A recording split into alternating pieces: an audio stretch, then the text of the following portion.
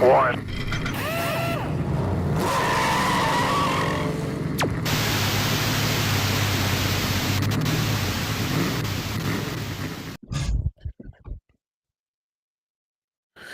Good morning, everyone. Ladies and gentlemen, children of all ages, the ATYL Media fam, Slide Job, Sal, crew. It is another beautiful Tuesday morning. We are coming off the back of another great race weekend. Collectively, I think this one was one of the better overall race weekends we've had. So exciting things to catch up on, exciting things to talk about. We've got a great conversation with the Motorsports Enthusiast, A1 Mr. John DeRugis, later in the program here. So it'll be exciting if you're into this kind of stuff to strap in for a while. We have some pretty in-depth things we're going to talk about, and we're gonna get that conversation between me and John cooking early because it's a long one. Probably gonna turn them into podcasts because it's getting to a point where they're getting really, really long. So no, but all exciting stuff, and yeah, we'll kick it off. We were at Nashville this week. I got to get all my thoughts collected in my head. I've been buzzing around this morning, getting my coffee made. So Nashville this week, it was a big deal. Amazon Prime coverage week number 2. What did we think? I mean, I was thoroughly impressed yet again for a race that could have had more action on track in terms of where the Cup Series travels to all year long. The Prime team did a really great job of keeping things fun and light and interactive as the evening went along, and it wasn't just a fight for who's in first. It was very much so a more complete view of the race overall. So I was really impressed with that, and I'm excited to see them continue on this prime pathway through the summer series.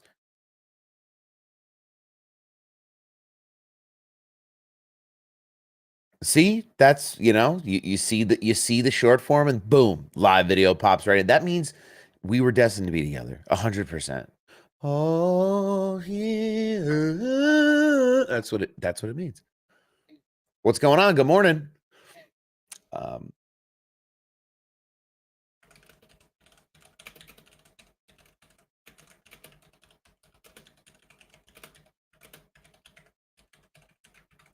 Okay. Glad to see everybody's coming in, cooking up in the morning this morning. We're excited everybody's here. It is early. I know there's some other programs that happen earlier in the week, but we're here now, Tuesday. This is it. Giving you your daily dose, kids. Follow along every Tuesday here on TikTok and on the ATYL channel. So I really want to talk about the truck race this weekend.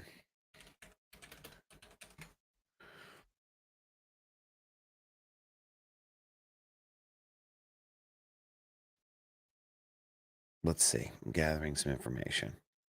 Here we go. Okay. So the Prime stuff has been really good, and I've been really excited about it. And the truck racing, I'm bouncing all over. Sorry. The Prime broadcasts have been really good, and I'm really excited for them to continue. I talk a little bit with John about that, and I'll talk a little bit about it before we get into that interview later on. This is my second season following NASCAR as a rookie, and I love the Prime version. It's very reminiscent to me of, if you're new, you won't know, but it reminds me of the old days when they used to do like race day in the mornings on, if you go back and watch old broadcasts. Reminds me of those days where there's a little bit more focus from the broadcast companies where you could really stretch your legs in terms of, okay, we want to do this much post race or this much pre race, and it all looks good. So that's what this kind of is reminiscent of. I love that they bring these drivers up onto the stage. The personalities, again, we talked about it last week a little bit, but the personalities they brought in, I think, really cater to that environment. Right, hot, fresh, out of the car, frustration, emotion, the whole thing is right there and happening. Um, so it's interesting that like Carl Edwards, Corey LaJoy, and Danielle Trotta, they have such an ability to be able to craft a conversation with these guys as they're getting out of this highly intense competition. Um, they do a fantastic job doing it. Carl Edwards, I got to tell you, it's just like he never left. It's been great. Concrete Carl this week at Nashville. It was funny to see them kind of clown on him a little bit. Um, but yeah, Nashville's one of these tracks too. I like the concrete. I'd like to see them run more in the sunlight, see if the track temperature would affect the racing a little bit differently because we saw some strategy opportunities that were called upon by the 12 team that ended up working out. And it was because the tire didn't wear as good. So I'm curious to understand like what different, how could this race was good. The facility looks good. I've never been to Nashville. We'll talk with John a little bit about that. He was at Nashville and Indy this weekend. Or I'm sorry, Indy last weekend, Nashville this weekend. So he's been busy, but he's had a good perspective in terms of what he's seeing at the track. Morning, United Hot Rods. How we doing? Um, Apparently, like it's people were surprised that it was really had a big uptick and the facilities were really nice. And I don't know, I've never been, but I'd like to go. It looked like they were having fun on Broadway. The Monster Energy Beast folks were out there doing some motorcycle activations where they were doing donuts in the street, and I saw country music stars show up and taking pictures with Richard Petty, and the environment around the track really seemed very experiential, which is what any good event team looks for, is how can I make this an experience for people. um so yeah, that's what I'm interested in, is the tire fall off. I think it would be interesting, like a Dover, where they race Dover in the beating hot sun most years, and the tire, you could watch the tire shave off like a cheese grater. Imagine that at a big track like this. I get a little bit curious about what that might look like. I mean, if you're really curious about what it might look like for you to be in some new NASCAR apparel, you can check out Happy Hour Racing. Happy Hour Racing, the QR code is at the top of the screen on the ATYL platforms. Make sure you check them out. They support ATYL Media, and we love to see them supported. Um, they provide all kinds of different, you can buy anything there: hats, shirts, socks, keychains. Your favorite driver, they live on happyhourracing.com. Um, just a small business, people supporting small businesses, no big warehouses. He ships them out of his living room, out of his front door. So always love to be able to support people who are supporting the industry and supporting us. So there's my shameless plug I snuck in there. What will it take for the 9 team to get some fresh personnel next season? They're still doing well. Top 3 in points, scored the last 5 races, just doesn't feel like it. Highlights how important a win is in the modern era. Um, I don't think there's much they can do in terms of improvement. I It's hard to say who could they bring in to make them better. They have one of the best drivers. They have some of the best personnel racing for the best team. Um, I don't know. It's difficult. They've been in really difficult situations. Maybe there's some decision making and some strategy they could change to keep themselves out of those really difficult situations that they found themselves, mired in. But they have had really consistent finishes this year. All the Hendrick cars have, um, you know, aside from any kind of major detriment where they're DNFing, they've all finished in really great order this year. You'd think, now me and John talked about this too in our conversation, so stay tuned. But I have my criticisms of the 9 team. I think that there's more pressure to perform in that car. And the 48, I think there's a lot of pressure to perform in that car at Hendrick right now, to make things happen. So we'll see what they decide to do. There are some free agents, so to speak, out there in the world that are, you know, on the team side, not so saying so much on the driver's side, but on the team side, that maybe they could have come in and help put the car together, or um, help build some strategy around Chase and whatever else. I haven't. The thing I think people are searching for, and what you're talking about, is they haven't come out with a car that just can give an ass whooping, that just is fast at the front, on the pole, is fast on the track, anywhere, is just fast, fast, fast the whole way through. So I think that's why it seems like it's really quiet, because they're just ticking the races away, one after another, waiting for that opportunity to get back to the front, um, toward the front.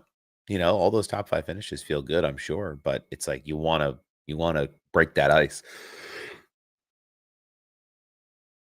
Well, that's a lot of it, is the cars are very similar, which makes it more difficult. Hendrick, we know, they love to push the boundaries on what those limitations are, and that's what makes them so innovative and makes them fast. But, there's certainly ways that they're setting the cars up that's different than the rest of the sport, where they're having consistent speed. I mean, we saw William Byron, this weekend, diving into the Cup Series stuff a little bit, ripping that top lane where a lot of other drivers couldn't make any speed up there. Um, just couldn't do it. And it's like, okay, well, they figured something out that the rest nobody else really had. Yeah, and when you see the 9 parachute back, these are just things. One missed adjustment on pit road turns into a night of despair, because once you make that adjustment and it's sending you backwards, um, you know, now you're in trouble, because you have to make up all that ground, and it can happen, but the adjustments have to be right. Like you said too, there were some restarts that probably left a little bit to be desired by the 9, but where did he finish? Let's see. Chase Elliott ultimately finishes top 15 with a 15th place finish. Um, let's see. Stage 1, where was he? Stage 1, he finishes 6th.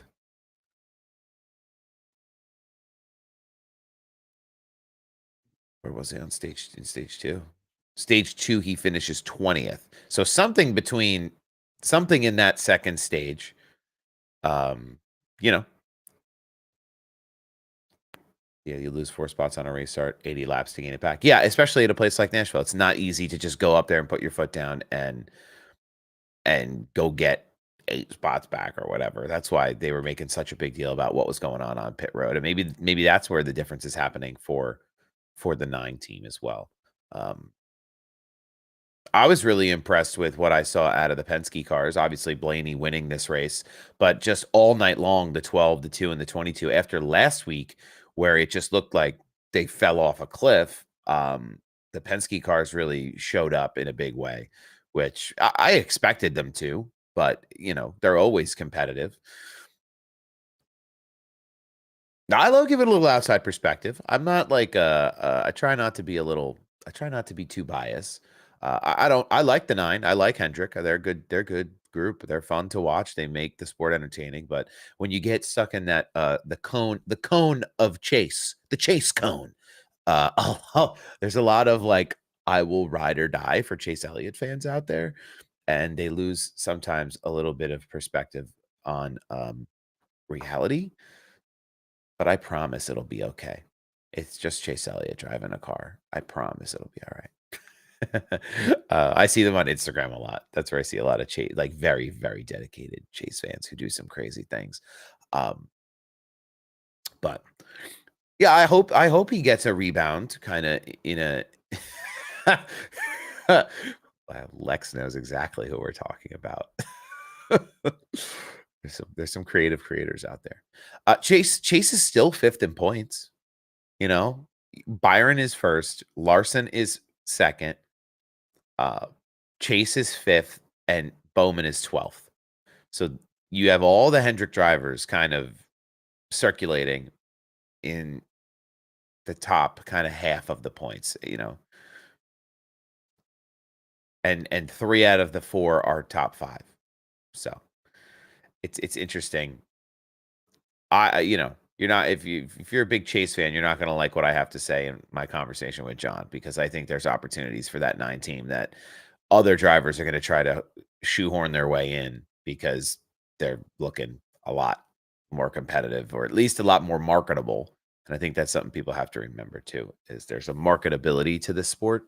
I saw someone in here who said they became a fan from NASCAR Full Speed.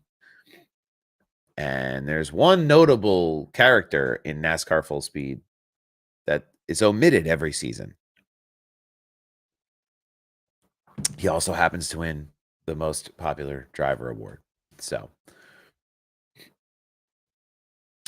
how do you feel about Denny wanting to compare Carson to Dale and that he can't race like that? Well, I don't think it's wrong for Denny to do it. I think Dale Jr. did it. There's a clip from the Earnhardt documentary, like promo on Prime, that somebody asks Dale Jr. this question, and his answer was Ross Chastain and Carson Hocevar are the two that remind them most. But because of that intimidator mentality, where it's, I'm going to come in here, I'm going to ruffle your feathers, I'm going to rough you up, and I'm going to win the race. So I don't know it to be, it's as accurate as the person saying it wants it to be, and it's as accurate as the person hearing it wants it to be, because it's such a difficult comparison to make. It's so many factors that go into it. Driving style is one thing, but the way the cars drive now are so different. So it's people have to do things for different reasons because the car forces them to. Um, but I don't think it's wrong. I think there are some parallels. I wouldn't say they're exactly alike, but definitely some parallels between that style, that aggressive style of driving. Who gets the next win for Trackhouse? I mean, Ross, for sure.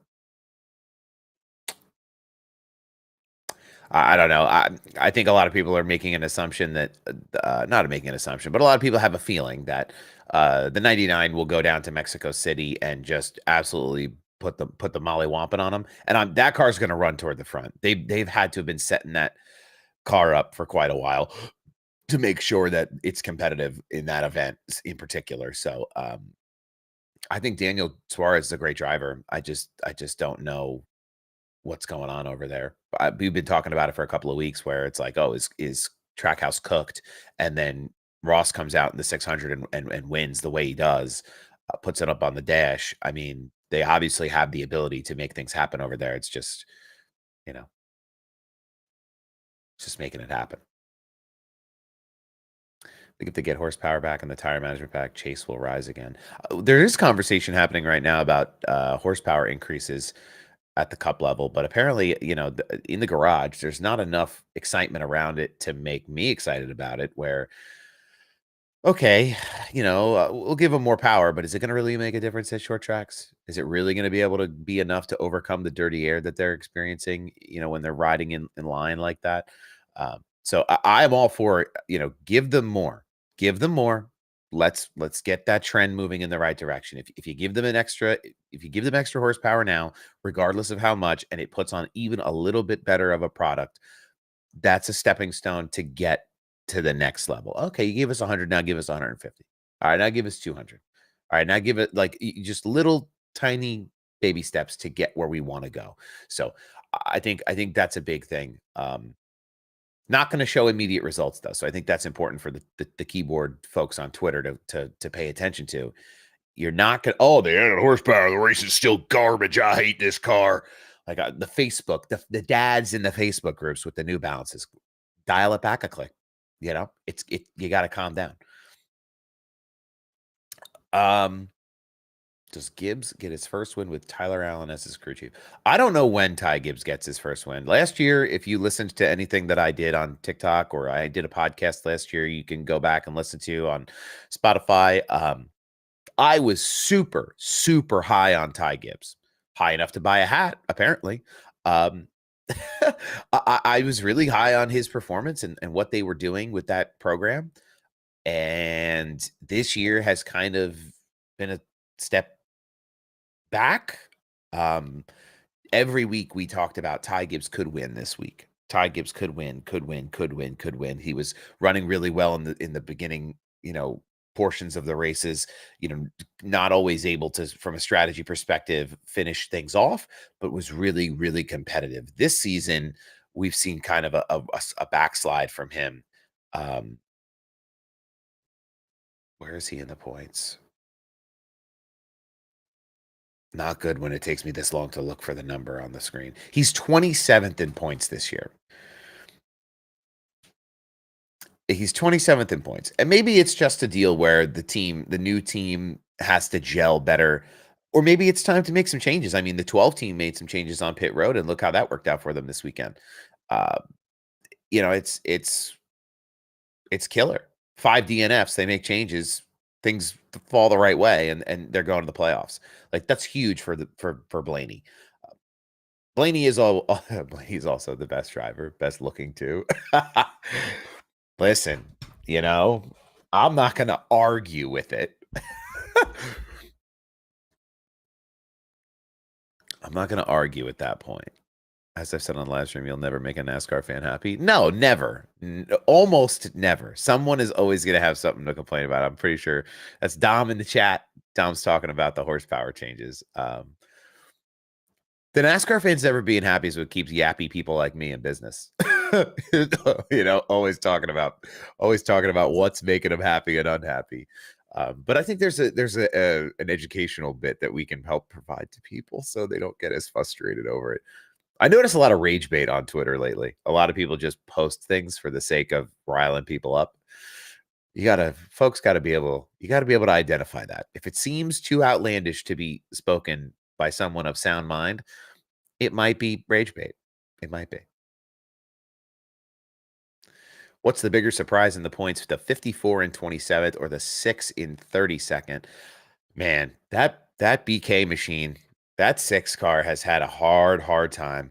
I have them picked this weekend at Michigan coming up to bounce back. Him and the RFK program in general. I have them on my slate of drivers to kind of run well at that track. I'll never argue with a man wearing a Ty Gibbs hat. That's how you know, like, ladies, loyalty. If your man's is wearing a Ty Gibbs hat, that's how you know. Or a Brad Keselowski hat. Yeah, but I think the RFK guys, especially Brad, they've shown speed. He showed a lot of good speed at North Wilkesboro, and I think they have the chance to set things up right. We've seen that car win and be fast, and we know Brad can get the job done. He's the man. So, Ford, this is a big place for Ford, Michigan. So we'll see if they can. Imagine explaining that a hybrid engine will give you the horsepower number you want. People's heads would explode, Dom. I'm not, it would be a great, if I knew more about it, like from the science perspective, like, oh, here's what a hybrid motor could do. You look at IndyCar, it does it. Look how fast Indy cars are. It's crazy to me. People's heads would explode. The Facebook groups would be losing their minds. Priest has shown so much. Yeah, that 60 car. I mean, we saw Priest. Priest is somebody that is I talk about a little bit with John. Priest is somebody who you really see the talent. He's not just a Northeast modifieds guy. The equipment he was in the past couple of years, maybe that was just the preamble he needed to be prepared for this opportunity in the 60 car at RFK, because he's performed really, really well. Let's see, where they're sitting in 16th in points. I think that's a real jump for him in comparison to what he was doing. He was a habitual kind of back of the pack guy, and now he's kind of found his way. He's had some tough goes this season though, where he's gotten banged around, and he was in the wall at Nashville too, getting kind of jumped on through that second stage there with the cautions. But If Heim is in that 54 car, he has 5 wins already. I think you need to tailor your expectations about Corey Heim. I think he is the real deal, but I think people need to realize that the car has a lot to do with it too, and the team has a lot to do with it. I mean, if you put Jimmy Johnson in that 5 car, in that 45 car, if it's a 54 car, oh my God, 5 4 4 5 4 8. Numbers are really hard, guys. Am I dyslexic? You see, you don't need a doctor. Just get on the internet for an hour and talk, and you'll figure out if you're dyslexic. How do we feel about Heim? How much longer does Toyota keep him? Okay.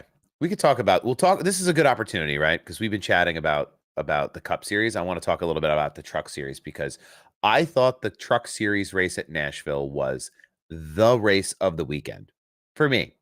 So the NASCAR Craftsman Truck Series kicked off the weekend on Friday night with the Rackley Roofing 200. Rajah Caruth staves off Corey Heim and Lane Riggs, claims his first win of the 2025 season, second of his career in the 71 Chevrolet for Spire Motorsports. Caruth took the lead during a pit stop at the end of stage 2 and held off challenges from Heim and Riggs in the closing laps. He led 61 of the 150, including the final 51, to secure his second career win at Nashville. Heim, who started from the pole after qualifying, was canceled due to rain, finished second and won stage 2. Riggs, who won stage 1, came home third.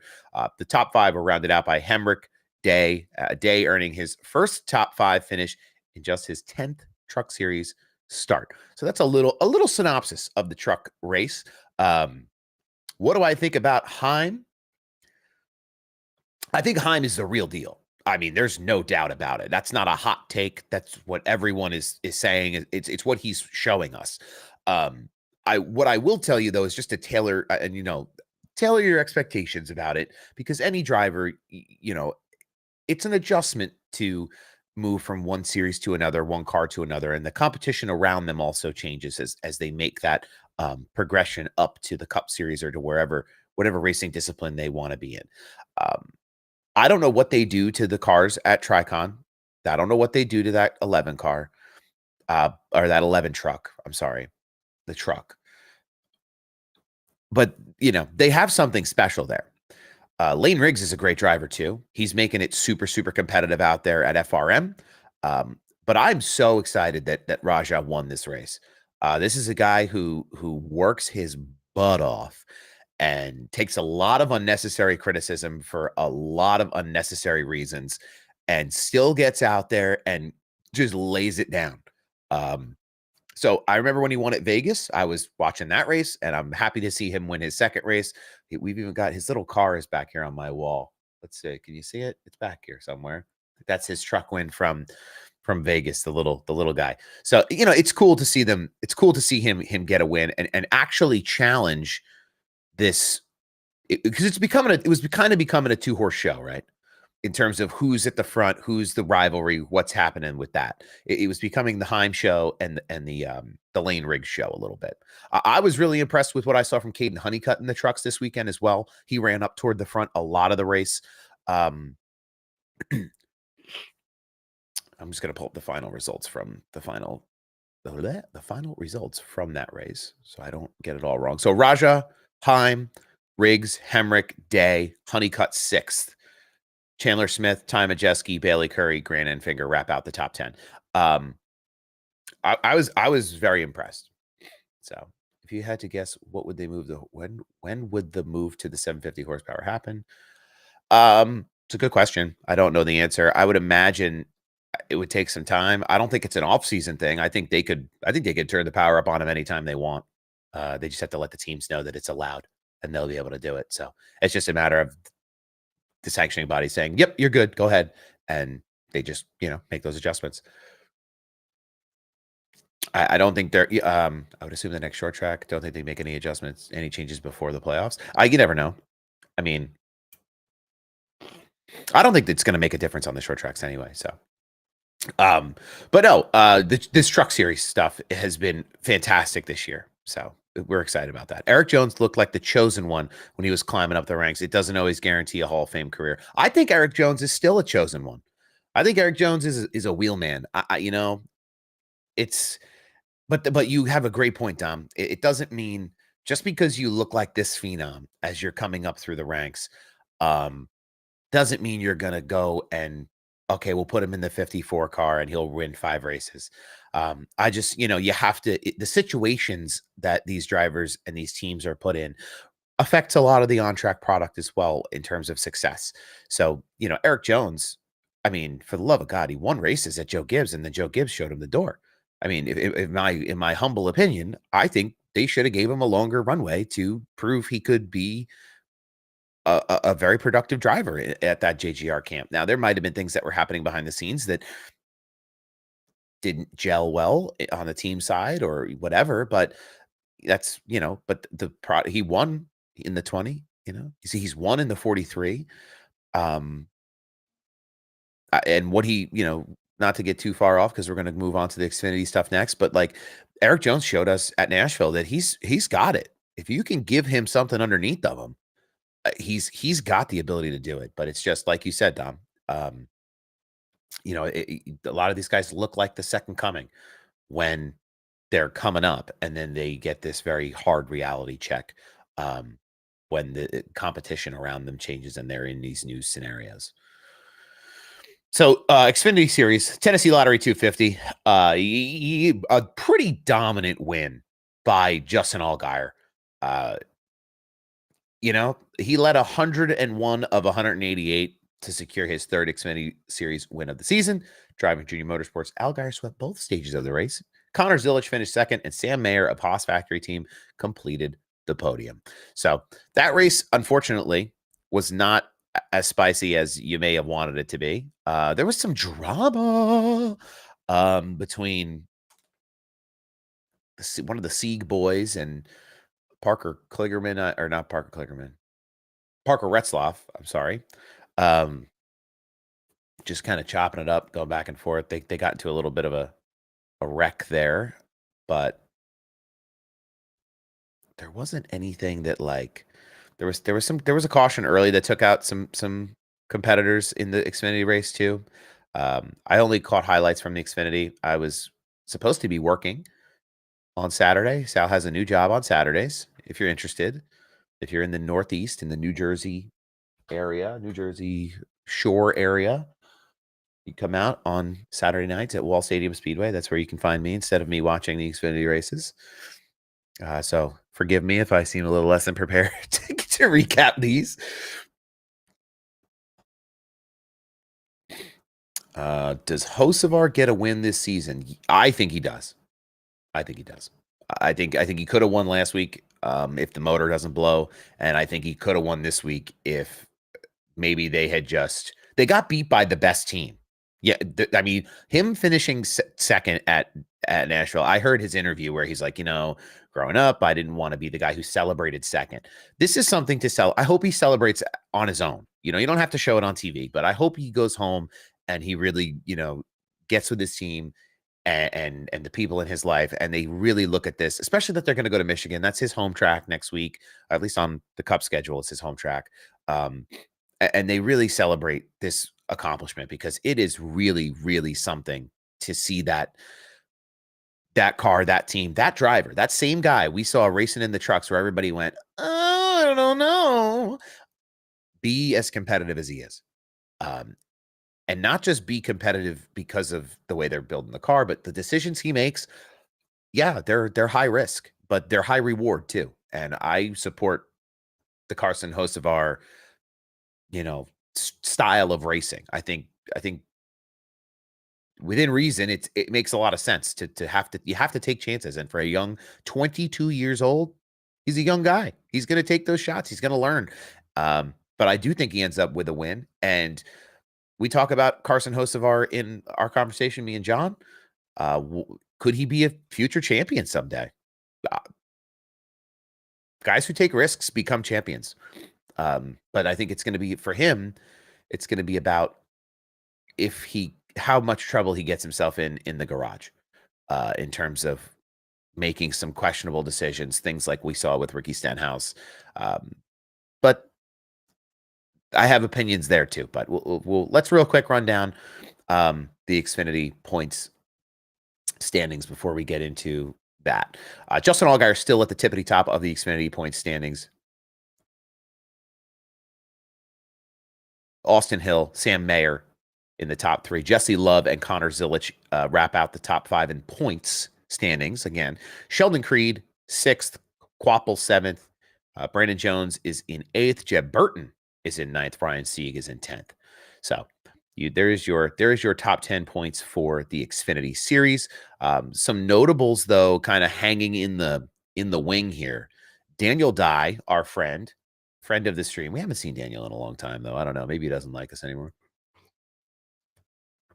Daniel Dye in 15th, though. He has been a little busy, racing the Xfinity Series.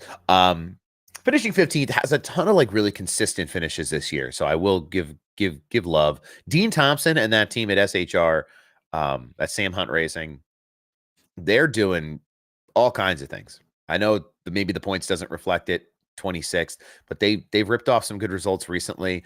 That team feels like they're going through this restructuring. They're going through this new change in their program. I don't know if you've seen photos of the inside of that building or the shop and the garage, but things are turning and shifting and improving, I think, for them, and it shows on track as well. One driver I'm surprised that is not in the top 10 in points is Sammy Smith, Junior Motorsports number 8. You'd like to see the Junior Motorsports cars. I know Junior would probably want his drivers to be 1, 2, 3, 4, right up at the tippity top. But it's something that people have started to move on from Martinsville, from that incident with Sammy Smith and the field. And now I think it's just a time for that 8 team to focus and refocus and just start to worry about playoffs and points and getting themselves set up. And these are all things that they're going to do that I'm just going to talk about because I'm a big head on a screen. And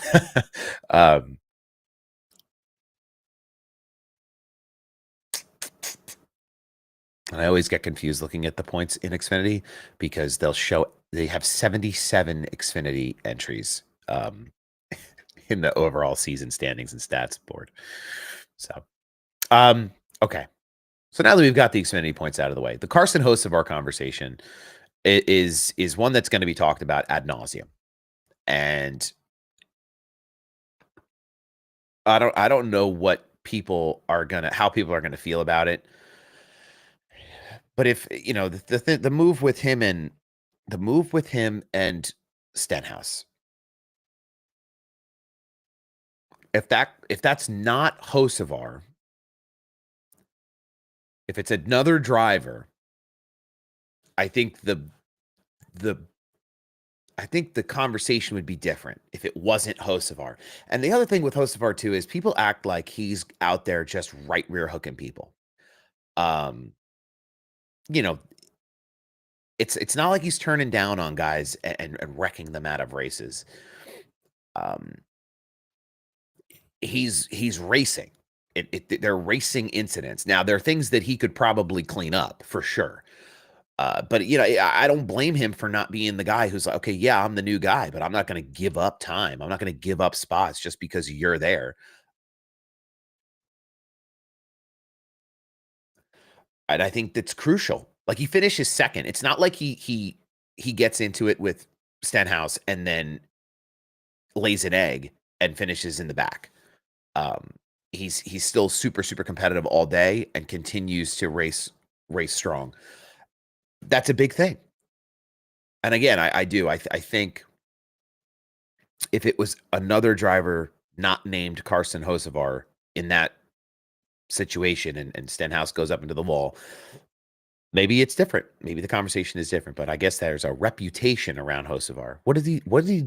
I get this, the Truck Series stuff I get, but we've moved on from that. When you move on to this, you have to put that behind you when you move up a series level. New car, new team, new series, new level of competition. And I get Ricky's upset about it because he didn't just tap him. He got almost all of his bumper. And they're, the 47's looking to get a break there to come down the track and get his position. But at the same time, too, I see the other side of it where Hocevar's going to stick his, he's going to stick his nose in there and he's going to stick to the bottom and take that spot away as quickly as he can. Um, in a perfect world, he shows a little bit more patience and gets the spot ultimately, just not by putting the 47 in the wall.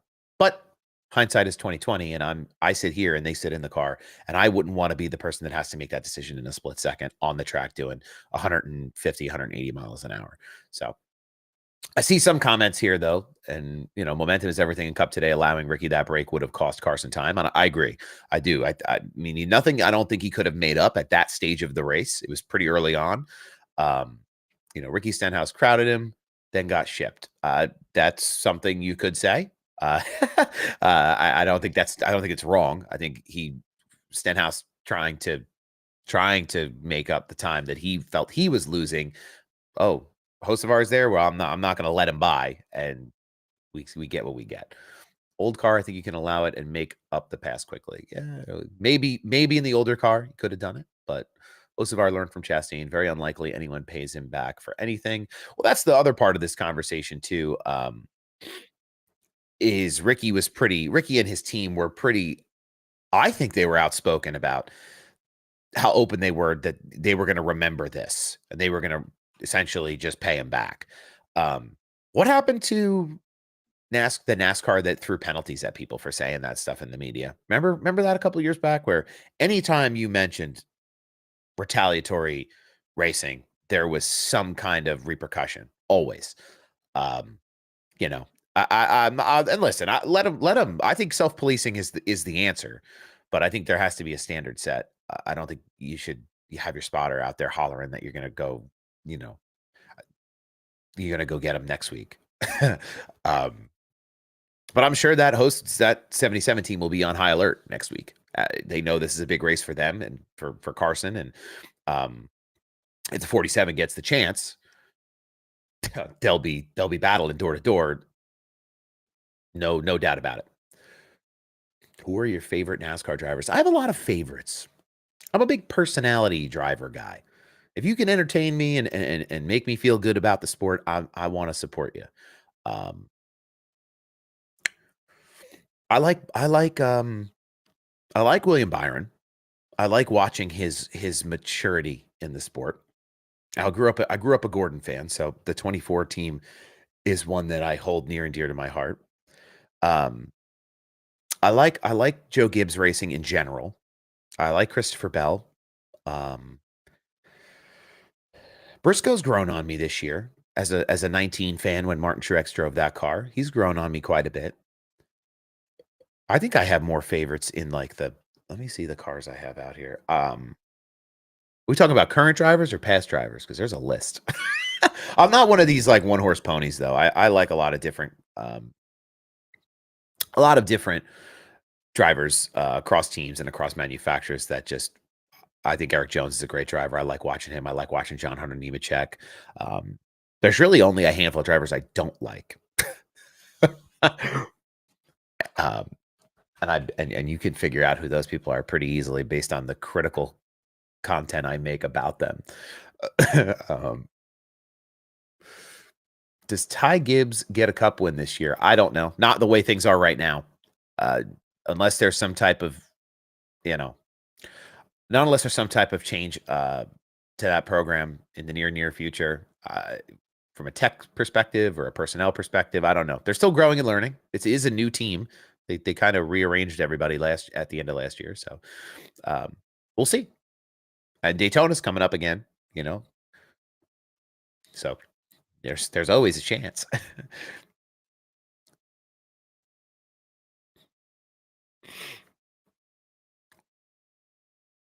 Spotter's fault. Ricky wasn't clear. Also, this kind of drama is great for the sport. Yeah, it creates storylines. And I think the way that it's happening now with Hocevar is a little bit more tame than the way it was happening with Ross Chastain a couple of years ago. So it's people remember back to that. He was getting into it with somebody weekly. So this has been a little bit more, strung out in terms of the drama that is out there. So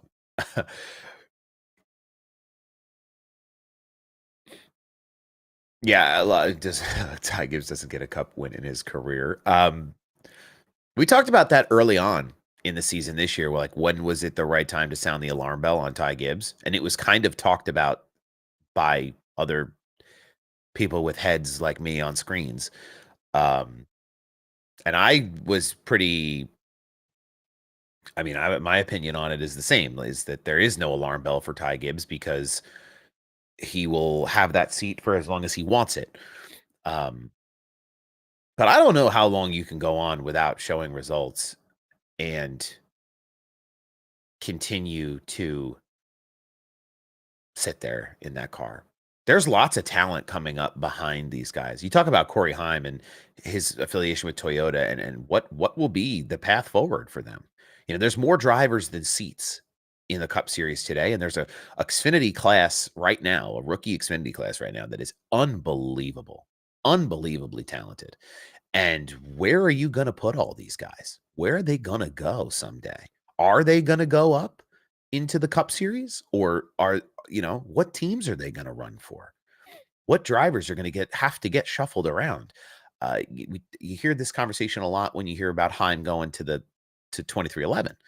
You know, what's going to happen to Riley Herbst? What's going to happen to this driver or that driver? There's gonna be changes as as these drivers come up. I do think a lot of these young guys are going to sit in the Xfinity Series for a year or two.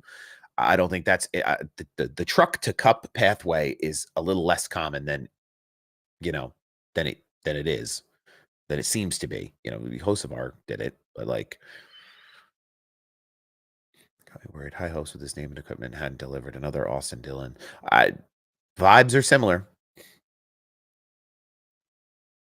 Heim looked okay until he wrecked. I mean, but he's learning the car. That's the hardest part about giving someone the experience without that Xfinity. I think the Xfinity series is such a developmental, period for people who are moving up to the cup level. I think if I had a driver in a pipeline and I was getting them ready for the highest series of racing, I'd want them running the typical pipeline, but definitely Cars Tour. I'd want them running trucks, Xfinity, and then Cup. It's not like, okay, let me just pull you out of the middle of nowhere and put you in a Cup car. I think even for a handful of races, if someone really shows exemplary talent, and is obviously like a phenom, yeah, great, move them up faster. But I think giving drivers the opportunity to see all the different levels of racing throughout those series I mentioned, um, it gives them a little bit more broadened perspective, and it helps them. That experience from those other series helps them race when they do end up in the Cup Series.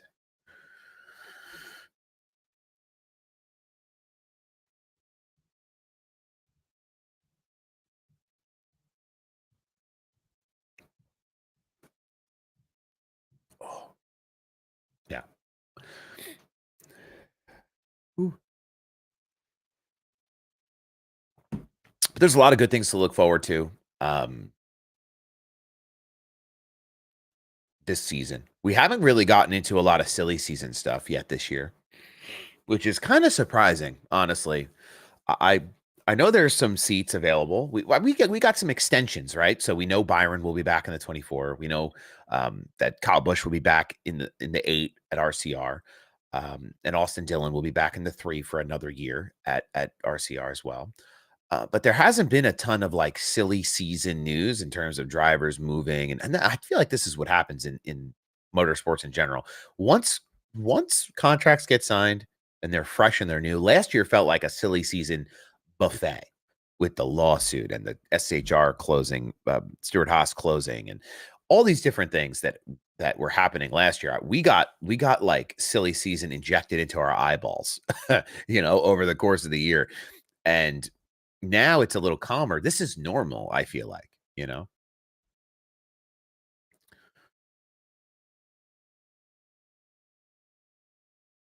It's normal not to have breaking news that changes organizational structure of teams every week.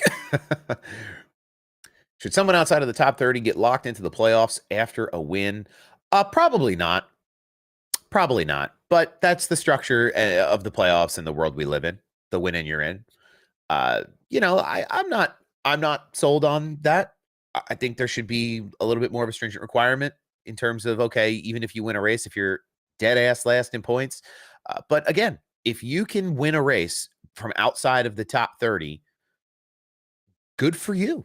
Then I mean, under the current format, you deserve it.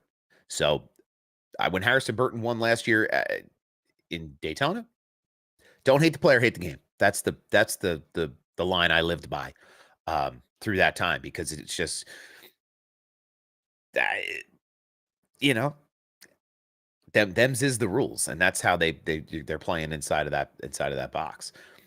Thoughts on Mexico? I'm excited for that event. I think Mexico City is going to be a fun kind of new experience for, well, new experience for new fans, new experience for me. I don't watch them when they ran at Mexico the last time they were out there. Um, it's a road course. They're gonna jump on that again. I've said in the past, a lot of road courses on schedule these days. I'd like to see some more. I'd like to see some different ovals. That's kind of the bread and butter of NASCAR. But I understand that going down there is going to be a big deal for the series and for attracting a new market of fans to the sport. Daniel Suarez is going to run in the Xfinity car in the 9, and he's also going to run in that 99 as well. So it'll be a big weekend for him and for a lot of other drivers. Kyle Busch has run well in Mexico City before in the past as well. I think it's going to be a party, though. I love seeing the marketing and the social. Larson down there on the boat, pushing, with the stick, going out, eating tacos, hanging out, enjoying local culture, understanding it, interacting with people. I think that part of it, that outreach part of it, is really cool from my seat. But the racing should be really exciting too. We know this next gen car runs pretty good at road courses for the most part. We've had good races at Watkins Glen. We had a good race at Coda this year. So I'm jazzed for it. I think it's going to be cool.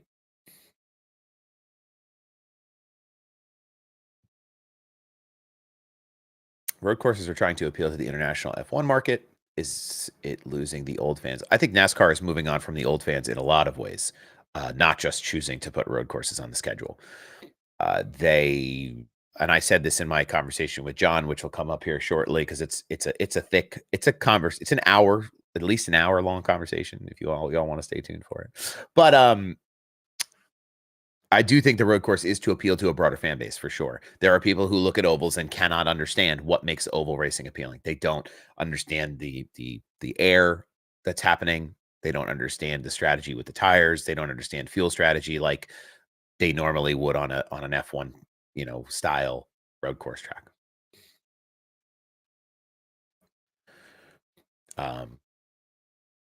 I do think it's partly to move on to a new fan base. I'm planning my bachelor party for next year, or for next season. It'll be spring of next season. I'll go to a race for a bachelor party.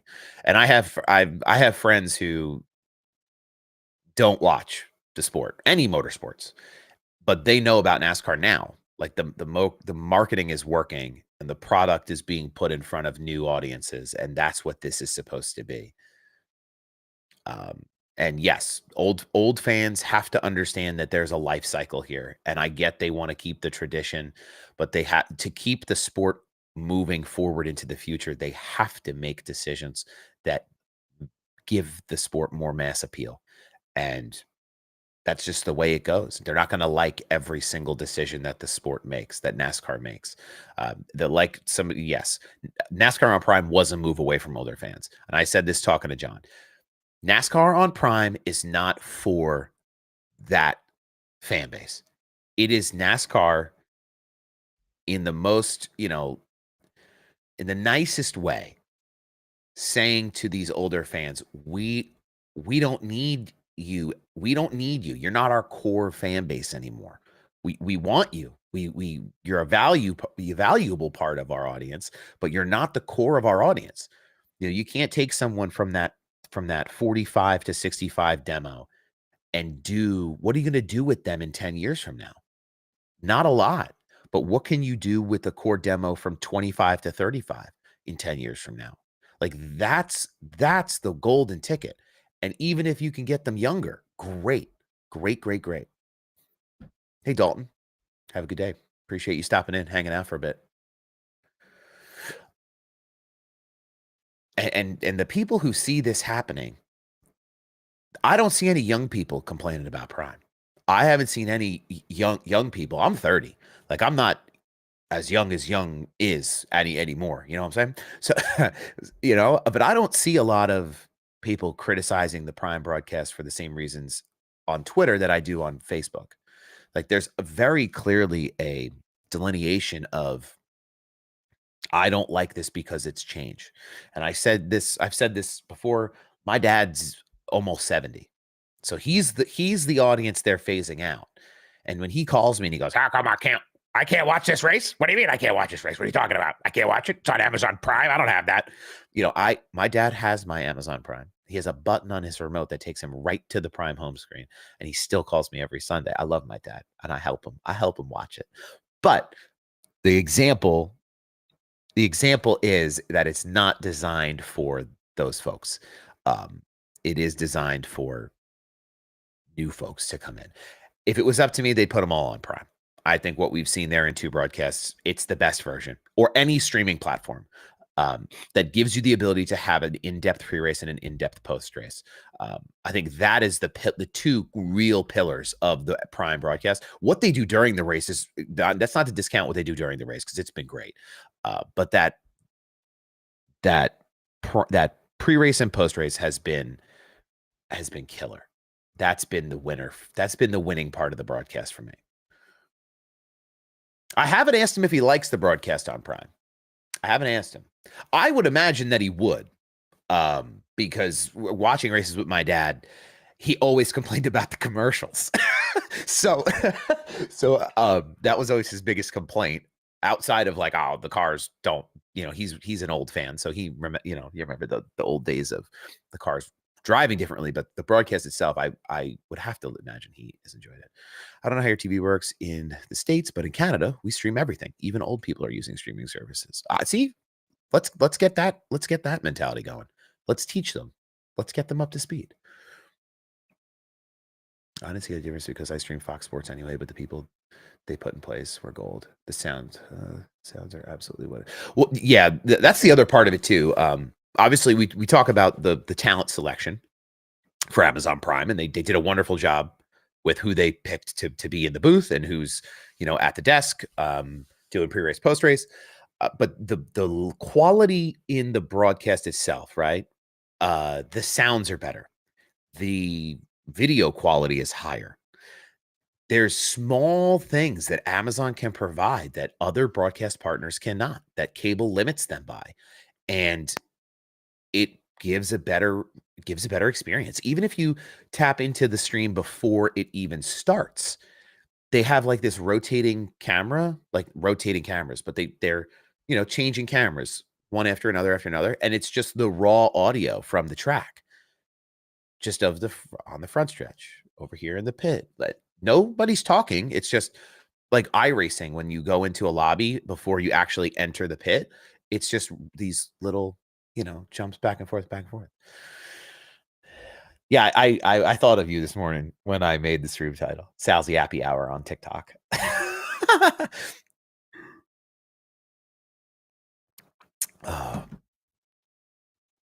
Thank you. Is NASCAR going to post all the race reruns on Prime moving forward? I enjoyed watching it on my day off on Monday. I'm pretty sure you can rewatch the races on Prime for the time being. I'm sure I know some of that Prime deal, and someone could correct me if I'm wrong, but fairly sure there's a tie with NASCAR Productions in there. And I would imagine if it was me in their shoes, I would definitely have negotiated for some type of replay rights where NASCAR still holds the rights to the replays, to distribute them in a certain way where they can put them on YouTube, or they can put them on that Tubi channel that they have, or leave them on Prime where people can go back and rewatch them on Prime as well. So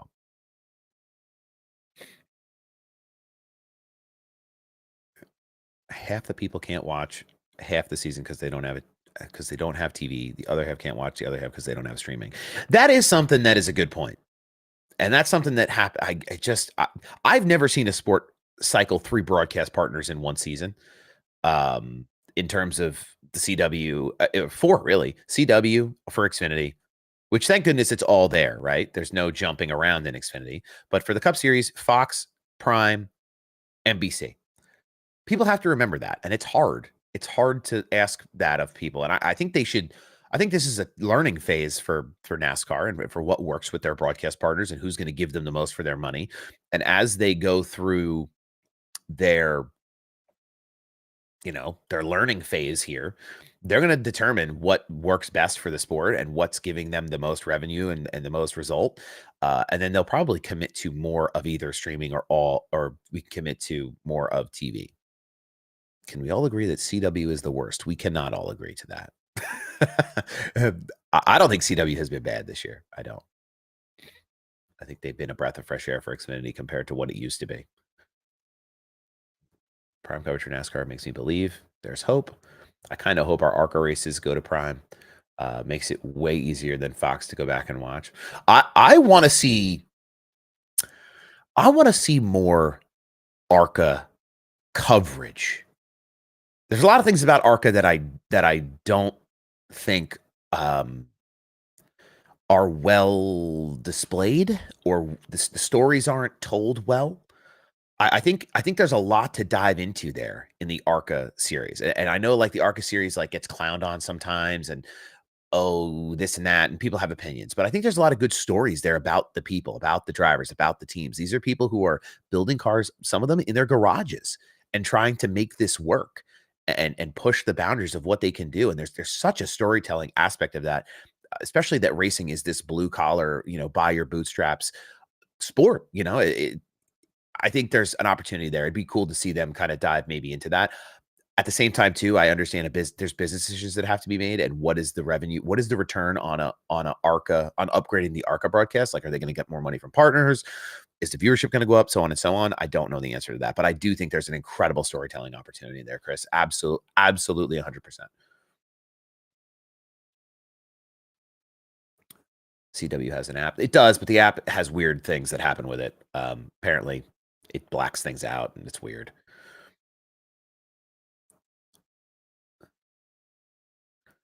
Fox doesn't cover anything other than the top 5, killing the little guys. See, that's my thing is that's why I liked Prime in the last 2 races, because if cars are side by side, they have a camera on them, whether it's for the battle for the lead or the battle for 20th. And that's been cool to see them kind of help shine a spotlight. I mean, the Cup Series, everybody's big, right? Comparatively to ARCA, but it's nice to see. I want to see the battle for 20th. I want to see these guys setting up their turn. They're setting up their passes, and that helps me learn about the sport better as a fan. So I don't have Flow because it's super expensive for the amount that I would watch it. I think I've seen like their replays on YouTube and their free stuff, and they do a great job, like the way that they have that live stream broadcast set up. But I really don't know enough about Flow to also incorporate them into my analysis of it, because I haven't watched a lot. I haven't watched a lot on there. The price tag for an onboard camera is the reason no little guys have them. We have to pay. Is there opportunities, Chris, for ARCA drivers to do their own media in the cars? So, I mean, I know Cletus is Cletus, right? He already comes into this NASCAR experience with a huge social media following from what he does already. But I think there's I feel like there's opportunities for drivers and teams if they have the faculties to do it, if they have the ability to do live streams on their own. I don't know if I don't know if there's like broadcast rights or things that you can and can't do in the car. I'm sure there are. We're not allowed any of our own cameras because ARCA sells onboards. Okay, so they sell them so nobody else can do anything besides what they're going to sell you, which tracks. That tracks. That's a shame. That's a shame, because there's so much. That's the kind of deal where it's like, I understand it from the ARCA side, where it's like, okay, we want to make money, but don't we want to grow the series and attract bigger sponsors and attract more competition and bring more eyeballs to it? Okay, let people be more flexible with people. Let them because it's free marketing, right? If you go out and you put a camera on your car and, you have such and such number of followers on social, or on YouTube or on whatever, like, you're giving them free marketing, like, just by being there. And is that worth the price of the in-car camera they would have charged you for? Probably. Probably is.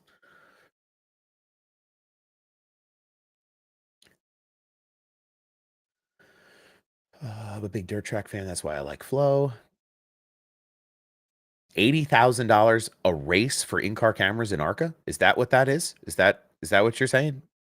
It's 80, comma 00. So is it 8,000 or 80,000? I'm sorry. I just want to make sure before my head explodes. I can feel the blood bubbling to the top of my skull, thinking that it's 80,000. So I hope it's just a misplaced comma.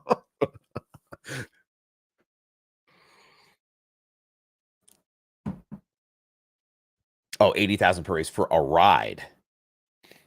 That's crazy. So you're telling me it costs 80 grand to get the car on track, and then it's only 15 grand to win, essentially, on average.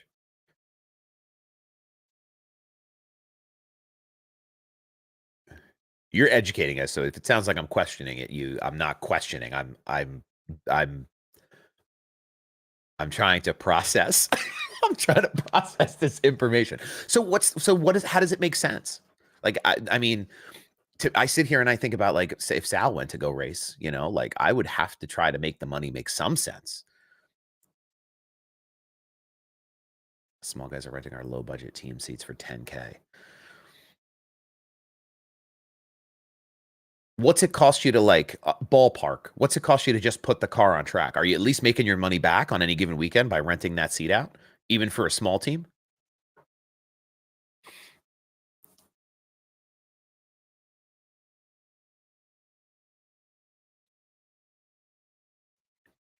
Real quick too, in the YouTube comments, Ann's comedy. I don't know if this is a fever dream, probably can't happen, but how cool would it be if you could tap into a broadcast option that allows you to watch the race from onboard cameras of the drivers? Well, you can on HBO Max. The HBO Max, they literally, you can just sit there and flip through the onboard cameras in the Cup Series. A lot of people have two TVs set up. If you're able to do that, go with God, because I certainly don't have two TVs set up on a Sunday afternoon. But a lot of people put the broadcast up on one TV, then they have HBO Max on another TV, and they shuffle through them all.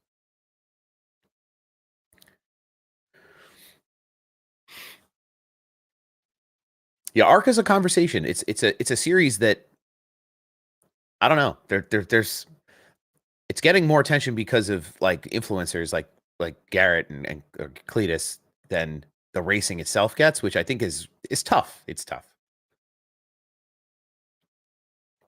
And it's tough to have small teams go out there, like, like what you're saying, Chris, where it's like it's super expensive for you to go out there and run those races. And I follow Willie Mullins on Instagram or on TikTok, and he's pretty open about how he runs things. And I don't know how small or big of a team he is. Just that's my own ignorance. I don't know.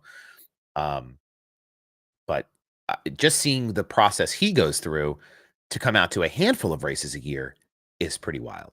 Like, me and Alex run on used tires with our team. See, that's tough. You're already at a pretty significant disadvantage, I would imagine, versus guys who are running on new tires, right? And then something happens, God forbid, and your stuff gets tore up, and then it's money out of your pocket to fix it and go back and try to do it again next week. That's the part where the ROI has to make sense too. Um, but I don't know. You're renting that seat for 10K. Damn. If you're renting that seat for 10K, I might have to, my child doesn't need a college fund, right? Can I come run an ARC race? Imagine.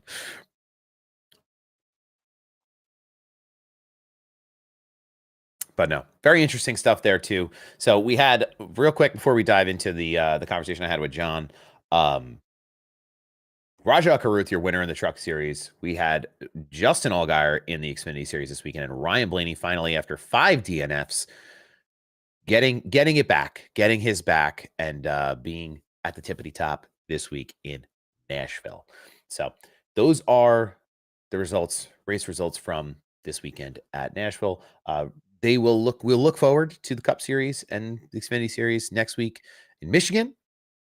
Another prime race. I think we have some good contenders next week. I think watch for Bubba next week. Watch for Bubba. I think that P6 this weekend gave him a little wind beneath his wings. So keep your eyes open there.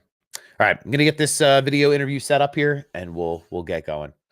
Chris, I definitely love to like pick your brain and have a conversation with you if you're open to that. I do like these conversations, like what I'll put up on the live right now, where I sit with people for like a half an hour, 40 minutes, and just want to hear their story about their place in the motorsports world and how they got into it, what, if they have, what their opinions are, if you're running your own team, obviously. So if there's opportunities that you're putting out there for people, I want to hear about it and put it out to my audience if that's something you're open to. So I'll definitely shoot you a DM. I followed you on here. I think if the TikTok studio is working correctly, it should have done that. But I'll definitely hit you up if that's something you're interested in. I'd love to kind of understand more about what it is that you're going through, because it's definitely something that's interesting to me. So, but I appreciate you stopping in. Be well. Have a good day. I would say have a good day at work, but some of us have good days at work, right? If you do something you love, you never work a day in your life. All right, let's get the interview with John pulled up here. Hang on, 2 minutes. And I have to clip that. I can't close that window. Okay, give me 1 sec. Appreciate everybody hanging in here. We have 52 viewers across the ATYL platforms this morning. Another handful here on TikTok. TikTok, I always love the support on the Tickety Talk. The comments are always popping off. We have some great comments this morning on YouTube and on X here on the ATYL channels. Thank you guys for stopping in and supporting the stream. I know this is an early call for folks on a Tuesday morning. So, so I very much appreciate that from all of you. So let me pull up this. Now, I had this set up differently last week. So for new TikTok folks, you're the ones who unfortunately have to suffer a little bit, because I haven't quite mastered the production side of this. I haven't quite mastered yet. So please bear with me for a moment, and I will get us set up here so we can get cooking. I also have an ultra-wide monitor that I use to do this, and if you know anything about ultra-wide monitors, you know they can be a giant, colossal pain in the tuchus. Okay. All right, we're going to fire up John, and early call, you must not have. I don't have kids. I know people who have, like, a nephew, a little nephew. He likes to wake up his parents at 2 o'clock in the morning. I don't envy that. It will be a transition for me to have children someday.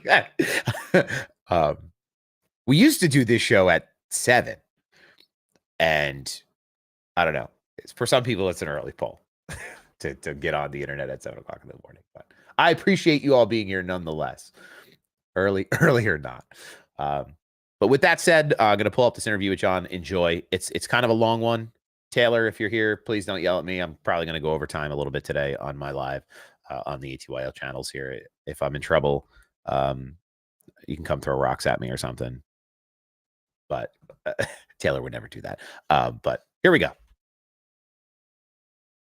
You get into the motorsport space, you became interested in it, like you're like, oh cool, these guys turn left on TV and I like these, this F1 stuff or this IndyCar stuff. Like, what was the catalyst that really got you, what bug bit you at an early age? Absolutely. So it really started when I was a kid. I'm a third generation fan, third generation Jeff Gordon fan, and that's what got me into it was my grandfather or my dad. And so my mom's dad was a huge racing fan.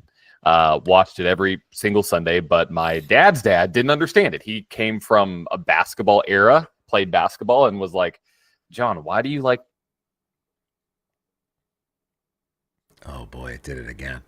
I barely was able to text it Okay, so how did you get into the motorsport space? You became interested in it, like you're like, oh cool, these guys turn left on TV and I like these, this F1 stuff or this IndyCar stuff. Like what All right, it did freeze. The interview does freeze for a second here at the beginning, so bear with me on that, ladies and gentlemen. I apologize for that. I forgot that that was in here. We had a whole section of the interview earlier too that um we had a whole section of the interview earlier than just the question you hear me ask him, but the internet did not cooperate with us yesterday. So keep in mind we're all human beings over here, not professional live stream producers. So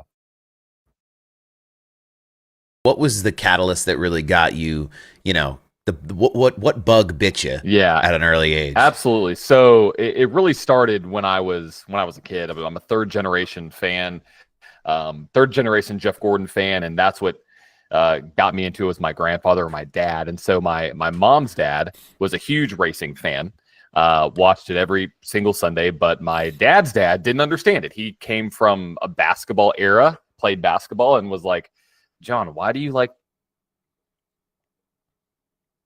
Yeah, Oh here boy, it did it again. it's here.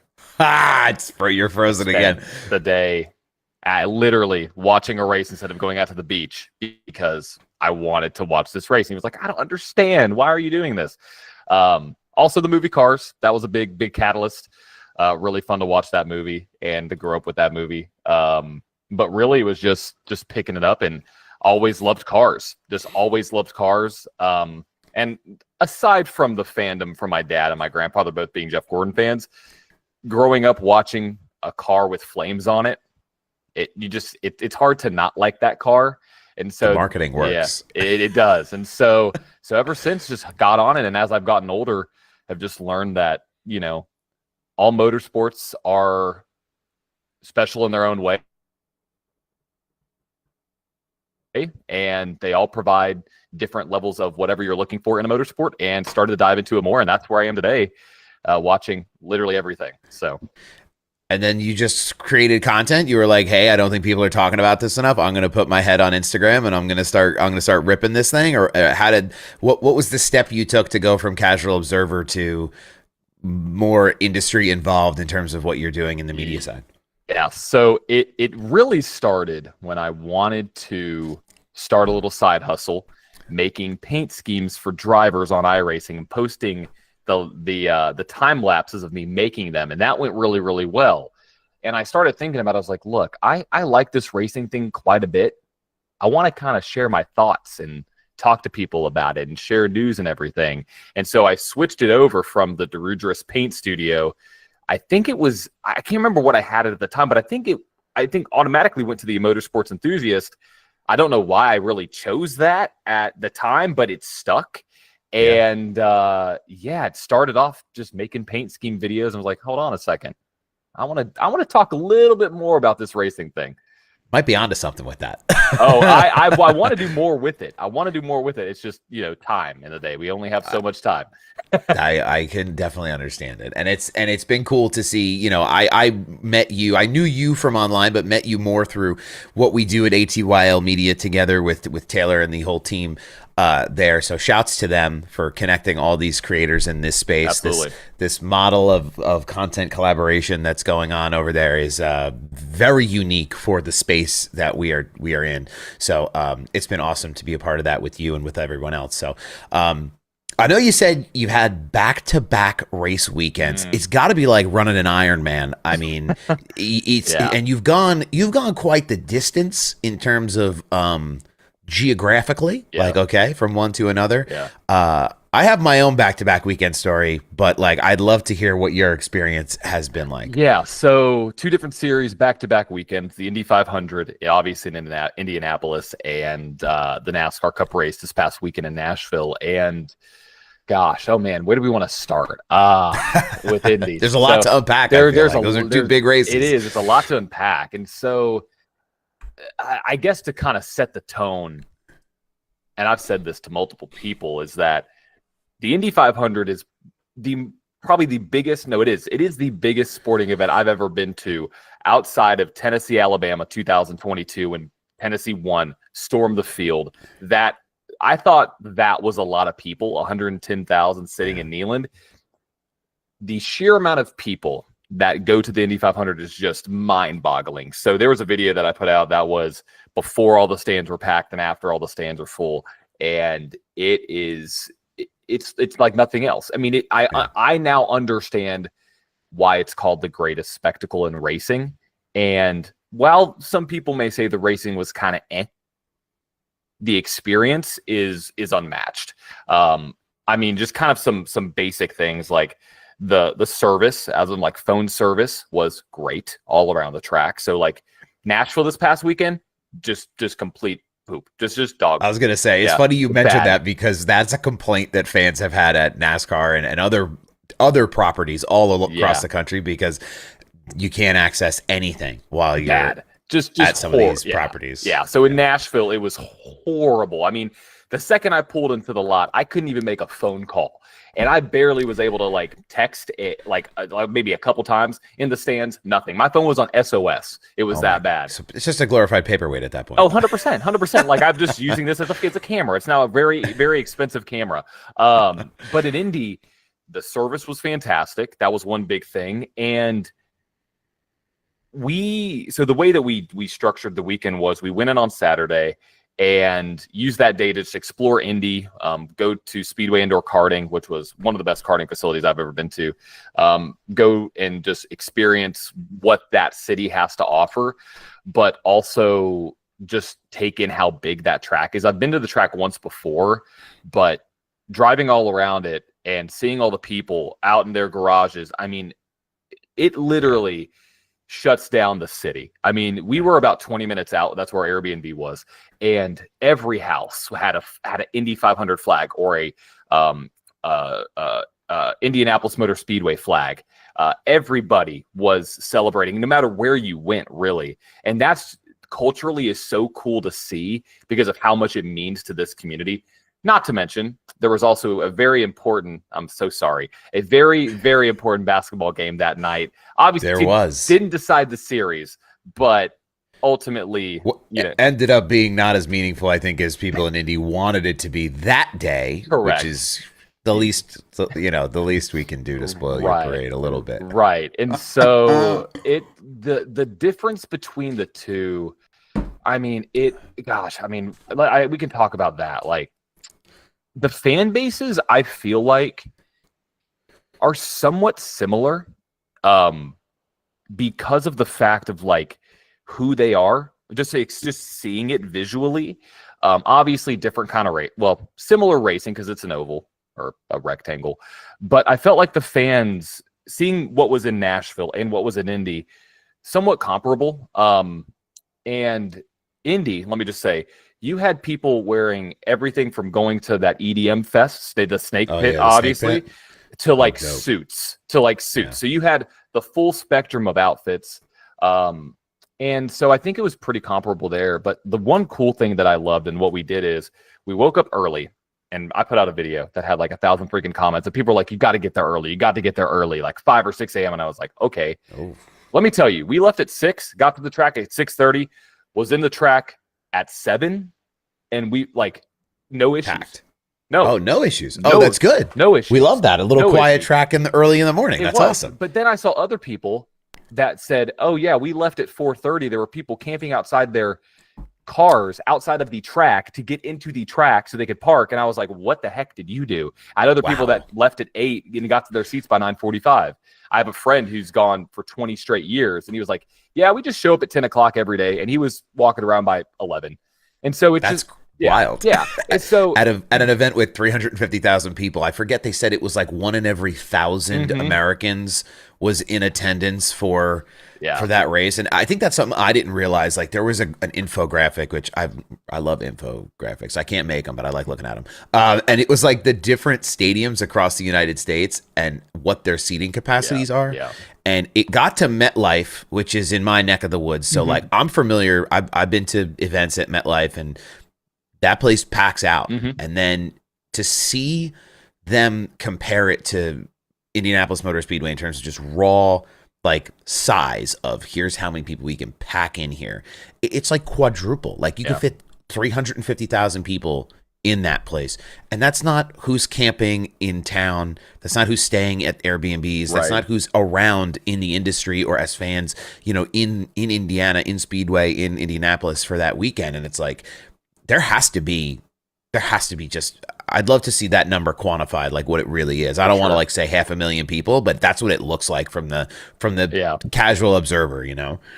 Yeah, for sure. And it well could be. I mean, it was jam packed. I mean, everywhere you went. I mean, and that's the big thing is, so we parked, our seats were at the exit of 4 right before pit entrance. And so what everybody said was park close to where your seats are. So there's a gate in it went to turn 4 corner. So we parked about a mile away for about $40 and walked about a mile, took about 30 minutes, but overall easy walk. And nobody was there, but we just walked on in and scanned our tickets. There wasn't a line, and we just meandered around for like 3-4 hours before the race. And I think hearing all of the stories of you have to get there early, and all these different things, I was like, oh my gosh, this is going to be rough. And then experiencing it in the way that we did, I was like, that wasn't bad at all. I've experienced worse going to, ironically, the Nashville race. The first year they came back, we were stuck on the interstate for 2 straight hours because they didn't know how to work that. They just the system wasn't built out that way.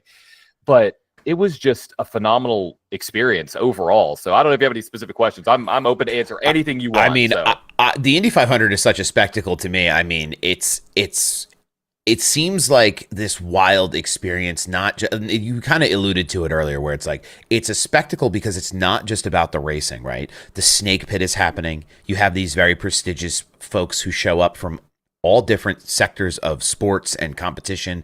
I mean, didn't have it on my bingo card that Jimmy Johnson and Tom Brady were going to go rip around, in the 2-seater. The Weenie Mobile race, like that thing. 10 out of 10. Like, so who thought of that? Like, that's crazy. You don't see that anywhere, like in the motorsport space on any given weekend. Right. I think those, and then you have the prestige of, like, there's conversations in the media where it's like, okay, well, winning the Indy 500 to some people is bigger than becoming an IndyCar champion, like season champion.